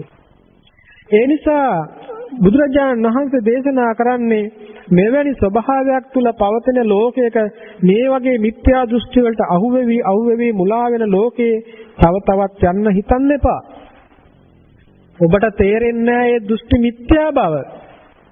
එහෙම තේරුනොත් විතරයි සම්මාදිට්ඨියට එන්න පුළුවන් වෙන්නේ. එහෙම නොතේරෙන නිසා බුදුරජාණන් වහන්සේ දේශනා කරනවා ඔළුවට ගිනි ඇවිලිච්ච කෙනෙක් ඒ ගින්න නිවා ගන්න හදිස්සි වෙනවා වගේ හදිස්සි වෙන්න. කඩුවකින් පහර කාපු කෙනෙක් ඒ පහර සුවපත් කරගන්න හදනවා වගේ හදිස්සි වෙන්න. එහෙම මිසක් ඔබ කඩුව හැදුවේ කෙනා කවුද මොන කෙනාද ගැහුවේ කියලා හිතන්නේ නැහැ. ඔළුවට ගිනි තිබ්බේ කවුද මේකට මම මොකද්ද කරන්න කියලා හිතන්නේ. ගිනි යවුනොත් ඉක්මනටම ඔළුව වතුර එක කොබා ගන්න වෙනවා. කඩුවකින් කැපුණොත් ඉක්මනට බෙහෙත් දා ගන්න වෙනවා. වෙන දෙයක් තියා බුදුරජාණන් වහන්සේ දේශනා කරන්නේ අපිව උල තියලා තියෙන මොහොතේ ඒ උල තියලා තියෙන මොහොතේ උල තියපු කෙනා ගැන හොයන්නේ නැතුව ඒකේ වේදනාව ගැන හිතන්නේ නැතුව උල තියෙන මොහොතේ ඒ වේදනාව විදර්ශනා කළා. ඒ තුල පවා සත්‍ය දර්ශනයටපත් වෙන්න වීරය කළාට කමක් නැහැ. එතනින් මරුණා කලවෙන්න දඟලනවට වඩා මොකද මේ සංසාරෙදී ඒ උල මත ඉඳගෙන විදර්ශනා කරලා හරි නිවන් දකින්න පුළුවන් නම් ඇයි මේ සසරේ හිටියොත් තව කොච්චර වාරයක් උල තියලා මැරෙන්න වෙයිද දන්නේ. මේ සංසාරෙදී අතීතයේ කොයිතරම් උල තියලා අපව මැරුවද දන්නේ. එහෙම සසරකයි අප මේ කටයුතු කරන්නේ. ජීවිතය කියලා කියන්නේ තනකොළයක් අග්ගිස්සේ තියෙන පිළිබිඳක් වගේ එකක්. ගත්ත හුස්මක් හෙලන්න තරම්වත් වෙලාවක් අපට ජීවත් වෙන්න පුළුවන් වේද කියලා හිතන්න බෑ. මේ කතා කරන තප්පරෙත් මේ ලෝකේ තප්පරයකට කොච්චරනම් මිනිස්සු මේ මොහොතේත් මැරිලා යනවද? එකම රටක විතරක් තප්පර 30කට මිනිස්සෙක් ගානේ එක ලඩකින් මැරෙනවා. එක රටක විතරක් තප්පර 30කට එක මිනිස්සෙක් ගානේ එක ලඩකින් මැරෙනවා. එහෙනම් මුළු ලෝකෙම සියලු රටවල් වල සියලු ලෙඩ වලින් තප්පරයකට මිනිස්සු කී දහහක් මැරෙනවද කියලා ඔබ මේ ගත වෙච්ච තප්පරේ මේ වචන දෙක කියපු තප්පරේ කී දහහක් මැරිලාද? එහෙම ජීවිතයක් උරුම වුණේ ඔබට ජීවිත මදේ නිසා ඔබට ඒක තේරෙන්නේ ඔබ නොමැරෙන කෙනෙක් වගේ හැම වෙලාවකම ලෝකයේ ඇතුලේ ලෝකයේ තනන්න ලෝකයේ හදන්න දුකෙන් නිදහස් වෙන්න කියලා හිත දුකම හද ක්‍රියාත්මක වෙනවා. ඒ නිසා එවැනි ස්වභාවයක් තුල මොන තරම්නම් මේ ආපු මේ අගක් මුලක් නොපෙන්න සංසාරේ මොන තරම්නම් අපි දුක් විඳලාද?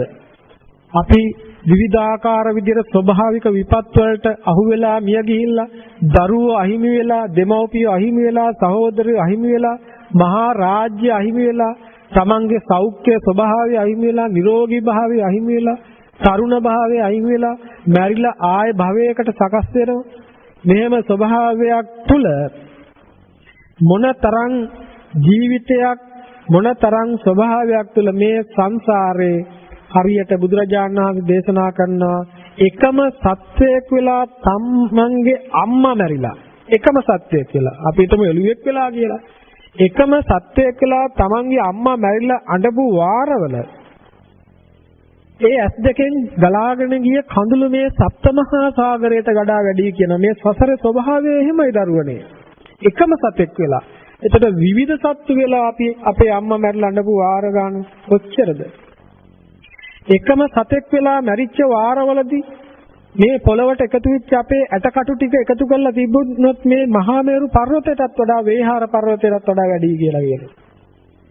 ඒ වගේ මේ පොළවේ මේ සසර පුරාවට විවිධ භවයන්දී අපි විවිධ භවය තුල අපිව වලලපු නැති තැනක් හොයාගන්න බැහැ කියලා බුද්ධ දේශනාවම සඳහන්.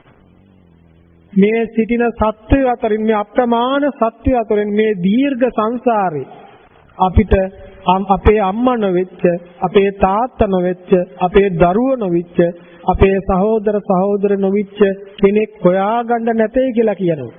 අද පින්වතුනි ඔබේ මදුරුවෙකුට තලලා මරනවනම් ඔබ හලාල් කරලා හරි කොහොම හරි කරලා හරකෙක් එළුවෙක් මරනවනම් ඔබ මොනවා හරි කළා තව වෙනත් සත්වයක් මරනවා නම් ඒ මරණ සෑම මොහොතකම ඔබේ අතින් මැරෙන්නේ මේ සංසාරේ ඔබට යම් දවසක මවෙක් වෙච්ච පියෙක් වෙච්ච දරුවෙක් වෙච්ච කෙනෙක් නම් ඔබේ අතින් ඔබේ අම්මා තාත්තා මැරෙනවා නම් ඔබේ අතින් ඔබේ දරුවෙක් මැරෙනවා නම් ඒක මොන තරම් භයානකද කියන කාරණාව හිතන්න. ඒ සසර ස්වභාවය නොතේරෙන අපි අගක් මුලක් නොපෙරෙන මේ දීර්ඝ සංසාරේ නොපෙරෙන නොදකින අපි බුදුවරු දේශනා කරනවා අනවතග්ගෝ යං සංසාරෝ බුබ්බා කෝටින පඤ්ඤායති. පින්නති මහණෙනි මට මේ සංසාරේ අගක් මුලක් තථාගතයන් වහන්සේටවත් අරමුණු වෙන්නේ නැහැ කියලා. එහෙම දිග සසරක් ගැන පූර්ව නිගමන ගන්න පුළුවන් කමක් නැහැ. ඒ නිසා මව මැරිලා හඬනවා නම් පියා මැරිලා හඬනවා නම් දරුවෝ මැරිලා හඬනවා නම් එහෙම හැඬුවේ ඔබ අද විතරක් නෙමෙයි. ඔබ එදත් ඇඬුවා. ඔබ අදත් අඬනවා. ඔබ හෙටත් අඬනවා. මේ සසරේ ඉන්නකන් ඔබට නැවත නැවතත් හඬන්න වෙනවා.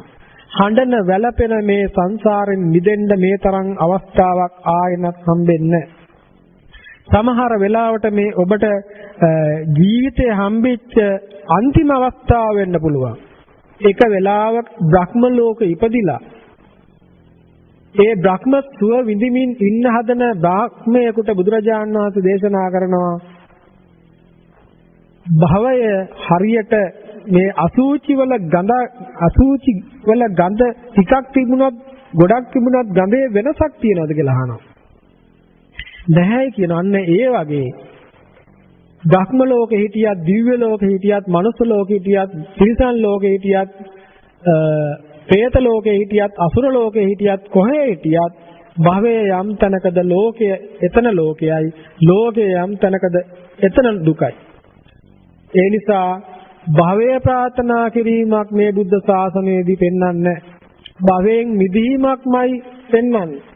එහෙනම් බුද්ධ ශාසනය තුළ කිසිම දේශනාවක් ඇහෙන්න බෑ භවයට යන්න, දිව්‍ය ලෝකේ යන්න, දිව්‍ය ලෝකයට පාර කපන්න, දිව්‍ය ලෝකෙ ගිහින් හරි නිවන් දකින්න, මතු බුද්ධ ශාසනයේ හරි නිවන් දකින්න, මෛත්‍රී බුද්ධ ශාසනයේ හරි නිවන් දකින්න, සෞතිසාවෙ ගිහින් නිවන් දකින්න. එහෙම දහමක් බුද්ධ ශාසනයේ ඇහෙන්න බෑ. බුද්ධ ශාසනය දේශනා කරන්නේ හිසගිනි ගත්තකු එගිනි නිවන ලෙස නිවීම උදෙසා කලබල වෙන්න කියලා. බුදු පියාණන් වහන්සේ 45 වසක් පුරාවට දහම් දෙසලා උන්වහන්සේ අන්තිමටත් අවවාද කරන්නේ අනුශාසනා කරන්නේ අප්‍රමාදේන සම්පාදේත කියලා. අප්‍රමාදී වෙන්න කියන්නේ සම්පාදනය කරන්න නෙමෙයි, සම්පාදනය කිරීමෙන් මිදෙන්න. සියලු සම්පාදනය කිරීම වලින් මිදෙන්න, අප්‍රමාදී වෙන්න, නිවෙන්න, ගැලවෙන්න, මිදෙන්න, බැඳීමෙන් නිදහස් වෙන්න. තණ්හාව දුරු කරගන්න.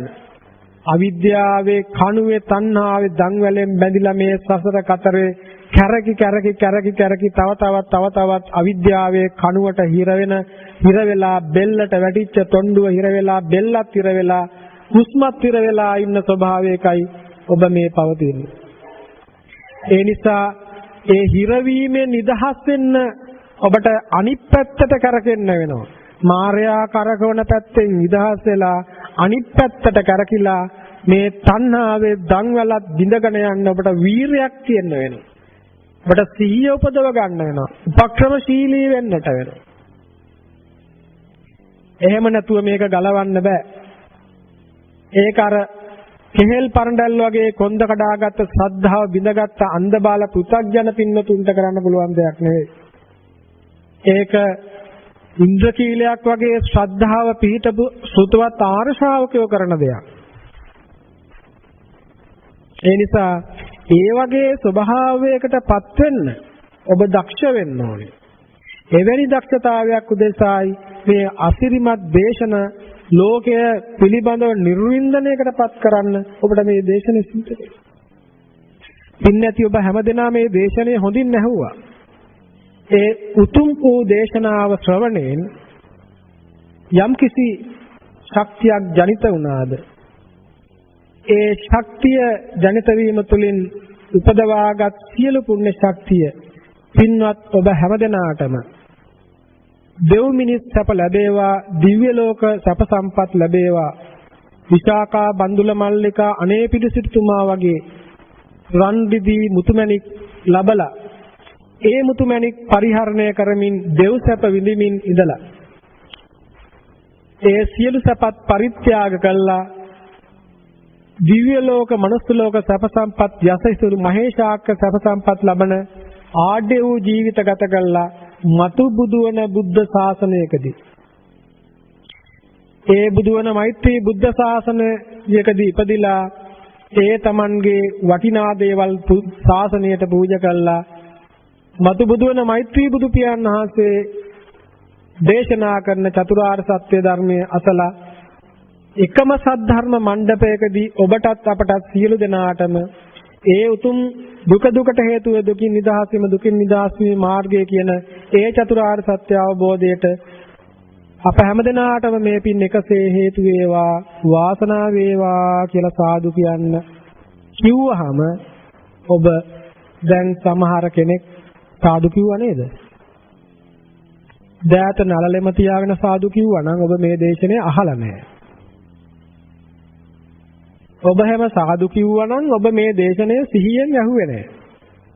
මේ දේශනේ පුරාවටම කිව්වේ මෛත්‍රී බුදු පියාණන් වහන්සේ බුදු වුණත් කිව්වන්නේ මේකමයි. එකම සද්ධර්ම මණ්ඩලයකදී අපිත් ඔක්කොටම එකට නිවන් දකින්න එහෙම රොත්තක් පිටින් එකට මෛත්‍රී බුද්ධ ශාසනයට යන්න ක්‍රමයක් මේ බුද්ධ ශාසනය කියලා දීලා නැහැ. එහෙම අපිට මෛත්‍රී බුද්ධ ශාසනයක් හම්බෙයිද කියලා අපි දන්නෙත් නැහැ. ඒ වගේම පින් කළා විශාකලා බන්දුල මල්ලිකාලා අනේපිඩු සිටුතුමාලා වගේ වෙන්න කියලා දීලත් නැහැ. රන් දිදී මුතුමැණික් ලබන්න කාමයේ හොයාගන්න ලෝකයේ හොයාගන්න යන්න කියලා මේ දේශනේ කිව්වෙත් නැහැ. දිව්‍ය ලෝක මනුස්ස ලෝක සැප සම්පත් හොයාගෙන යන්න කියලා කිව්වෙත් නැහැ. ඒ සියලු දේ අතර තියෙන මිත්‍යාව දුරු කරගෙන ඒ සියලු දේවල් කාමයේ විදියට දුක විදියට දැකලා ඒ සියලු දේවල් විපාක විදියට ඔබට ලැබිච්ච ස්වභාවයක් තුළ ඒ සියලු දේවල් පාවිච්චි කරලා දුකට අයිති දේවල් පාවිච්චි කළා දුකෙන් මිදෙන්නයි මේ මොහොතේ සිහිය මෙහෙවන්න ඕනේ. යම් විදියකට මේ ජීවිතයේදී ඔබට නිර්වාණය මුණ නොගැහුනොත් ඔබට යම් විදියකට මේ සිදු කරන සියලු ධර්ම ශ්‍රවණයන් වීරයන් උත්සාහයන් ඔබට වහවහ බොහෝ ඉක්මනින් ඒ සසර ගමන අවසන් කරන්න හේතු වේවි. ඒක කවදද කොහොමද කෙබඳුද කියලා අදහසක් නැහැ. සිදුවිය යුතු වන්නේ මේ මොහොතේ සිහිය පවත්වමින් විදර්ශනාවක් තුළ ඉඳීම විතරයි. කිසිම කෙනෙක් බුද්ධ ශාසනයේ තියෙන විදර්ශනාවක් උදෙසා කියන එකෙන් කිසිම කෙනෙක් අදහසක් ගන්න එපා. සීලය වැඩක් නැති දෙයක්, දානය වැඩක් නැති දෙයක් කියන අදහස. ඔබට ලැබෙන ඕන වෙලාවක දන් දෙන්න. ඔබට ලැබෙන ඕන වෙලාවක සීලයක පිහිටන්න. බලාපොරොත්තු විරහිත වෙන්න. ඒ දේවල් ඔබට හැකි පමණින් සිද්ධ කරන්න. හැබැයි ඒවා බුදුවරු රහතුන් සිද්ධ කළා වගේ සිද්ධ කරන්න. බලාපොරොත්තු විරහිත වෙන්න. එවැනි ස්වභාවය තුළ සකස් වෙන ලෝකයේ අනිත්‍ය දකින්න තරම් ඔබ දක්ෂ වෙන්න. සිදු කළ යුතු වන්නේ දන් නොදීම නෙමෙයි දන් දෙන්න. දන් දෙන මොහොතේ සකස් වෙන ලෝකය තුල යම් වූ සැකසෙන ආස්වාදයේ ආදීනවේ දකින්නත් ඔබ දක්ෂ වෙන්න ඕනේ. ඒ දානියත් ඔබ විදර්ශනාවට හරව ගන්න ඕනේ. එහෙමයි අද බොහෝ පින්වතුන් ආර්ය දේශනාව අහලා සමහර දේශනා අහලා දන් දීලා වැඩක් නැහැ, සිල් රැකලා වැඩක් නැහැ, දානයත් එපා, සීලයත් එපා, සමාධියත් එපා කියන තැනට ඇවිල්ලා. ඒක හරි දුර්වල ස්වභාවයක්. මොකද යම් විදියක බුද්ධ ශාසනය තුලදී මේ බුද්ධ ශාසනය මගහැරුණොත් ඔබට ඊළඟ ක්ෂණ සම්පත්තියක් වෙනුවෙන් උපකාරක ධර්ම වෙනවා අර ලෞකික කාරණාවන්, ලෞකික ධර්මයන්. ඒ නිසා ලෞකික ධර්මයන් උදව්වෙන් මේ ලැබිච්ච සම්පත්තිය දැන් පාවිච්චි කරන එක විතරයි කරන්න ඕනේ. මොකද දැන් ආයෙත් අරව කර ඉන්නේ නැහැ. හැබැයි ඒ පාවිච්චි කරන අතරතුරේදී යම් කිසි කෙනෙකුට එවැනි දාන සීල ආදී ක්‍රියාකාරකම් වලට අවස්ථාවක් හම්බුනොත් දෙපාරක් නොහිතා ඒවත් කරන්න බලාපොරොත්තු විරහිතව. හැබැයි ඔබේ අංක 1 මූලික මුඛ්‍ය ඉලක්කය පරමාර්ථය වෙන්න ඕනේ මේ යථාර්ථය දකිමින් ඉස්සරහට යන එක. ඒ නිසා බුදුරජාණන් වහන්සේ දේශනා කරන්නේ ලෝකයේ ප්‍රියමధుර ධර්මියෝ පවතිනවා. ඒ ප්‍රියමధుර ධර්මිය ලෝකේ එහෙමම තියෙනවා. හැබැයි ප්‍රඥාවන්තයා ඒ මොහොතේ ඒ ප්‍රිය මధుර ආදී ධර්මයන් තුල පවතින චන්දරාගය දුරු කරනවා. ප්‍රිය දේවල් සමග ඇලීමත් අප්‍රිය දේවල් සමග ගැටීමත් ඔස්සේ ප්‍රිය දේවල් පිළිබඳව පවතින චන්දරාගය දුරු කරමින් වාසය කරනවා. එතකොට මේක ප්‍රිය අරමුණු ඉස්සරහත් අප්‍රිය අරමුණු ඉස්සරහත් උපේක්ෂක අරමුණු ඉස්සරහත් මේ සැකසෙන ස්වභාවයත් එක්කයි මේ කාරණාව सिद्ध කරන්න ඕනේ. ඒකට එක පස්සේ කරන එකක් නෙවෙයි. මේ මොහොත තුලයි සිහිය පවත්න්නේ. ඒතර බද්දේ කරත් සූත්‍රය ඔබට හොඳ මඟ පෙන්වීමක් කරනවා. එතකොට ඒ ප්‍රියමధుර අරමුණු ප්‍රශ්නයක් නැහැ. ඒවායේ නෙමෙයි අවුල තියෙන්නේ. ඒවා එහෙමම ලෝකෙ තුල තියෙනවා. ඔබ ඒවා නසන්න, වෙනස් කරන්න, ප්‍රිය ඒවා අයිති කරගන්න, අප්‍රිය ඒවා දුරු කරන්න යාමක ඒවා මායя සකස් කරලා දීලා තියෙන විදිය. ඒවා එහෙමම තියෙද්දී තියෙන දේවල් නෙමෙයි අපි නැති කරන්නේ, අපි සකස් කරන දේ දුරු කරනවා. මොකද්ද? තියෙන විපාක විදියට විපාක ලෝකේ දුරු කරන්න බෑ. විපාක ලෝකෙන් මිදෙන්නත් බෑ. විපාක ලෝකේ ඇති කරන්නත් බෑ. ප්‍රියමధుර භාවය විපාකයි. ප්‍රියමధుර භාවය විපාකයි. විපාකෝ ප්‍රියමధుර දේවල් එක රාගයෙන් බැඳෙන එක, දේශයෙන් ගැටෙන එක සකස් කරන එක. හදාගන්න එක. අන්නේ හදාගන්න ස්වභාවයෙන් මිදෙන්න. හරි සරලයි. හැබැයි කරන්නේ ඒක නෙමෙයි. ඔබ කරන්නේ ප්‍රිය දේවල් වල තමයි අවුල තියෙන්නේ, අප්‍රිය දේවල් වල තමයි අවුල තියෙන්නේ කියලා අප්‍රිය දේවල් වලින් එක්ක ඈත් වෙන්න හදනවා, ප්‍රිය දේවල් එක්ක ලං කරගන්න හදනවා. ප්‍රිය දේවල් වල සැප තියනවා කියලා හිතාන ලං කරගන්නවා, අප්‍රිය දේවල් වල දුක තියනවා කියලා හිතන ඈත් කරගන්නවා. ඕක ජීවිතය කියලා හිතාගෙන ගත කරනවා. නැත්නම් සමහරු ප්‍රිය දේවල් වලට වුණොත් මහා උලක් කියලා හිතාන ප්‍රිය දේවල් පේන්නේ නැති කොහේ හරි මුල්ලකට වෙලා කැලේකට වෙලා ඉන්නවා. මේ දෙකම මාර්ගය නෙවෙයි. ඒවා විපාක ධර්මයන්. විපාක විදියට දැනගෙන දැකගෙන විපාකයන් ඉස්සරහා ප්‍රිය වූ ඒ දේවල් ඒ ධර්මියෝ එසේම සිටිත් නුවණැත්තා ඒවා ඉස්සරහදී නොයලී නොගැටි ඉන්නට සිහිය පවත්වනවා. ඒක ඒ මොහොතේ සිද්ධ වෙන්න ඕන දෙයක්. ආස්වාදයේ සැකසෙන මොහොතේ ආදීනවේ දැක මිදි යන්නට ඕන. ප්‍රියමధుර දේවල් එක්ක රාගයෙන් බැඳිලා සැකසෙන සුවය සොම්නස සැකසෙන මොහොතේ සැකසෙන සුවය සොම්නසේ ආදීනවේ දකිනවා. ආදීන දකිනවා කියන්නේ අනිච්ච දකිනවා. අනිච්ච දකිනවා කියලා කියන්නේ ඒ සුවය සොම්නස සැකසුනේ හේතුඵල විදියට කියලා දැකලා හේතුඵල විදියට සැකසිච්ච හේතුන්ගෙන් සැකසිච්ච මේ ඵලය හේතු නිරුද්ධ වෙනවා කියලා දකිනවා. සැකසිච්ච හේතුත් නිරුද්ධ වෙලා යනවා. හේතුන්ගෙන් සැකසිච්ච ඵලයත් නිරුද්ධ වෙනවා. හේතුත් නිරුද්ධයි ඵලයත් නිරුද්ධයි. ඇති දෙයක් නැහැ. ඇති දෙයක් නැහැ කියලා කියන්නේ එහෙම මිසක් මොකුත් නැtei කියලා කියනව නෙමෙයි. කිසිවක් නැtei කිව්වා නෙමෙයි. මේ විදියට බලුවාම ඇති දෙයක් නැහැ.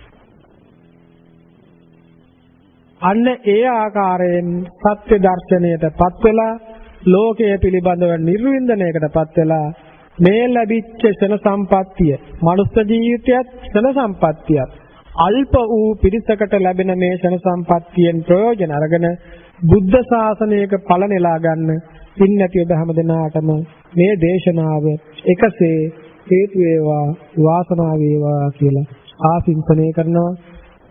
පින්නැති ඔබ හැම දිනාටම සම්මා සම්බුදු සරණයි.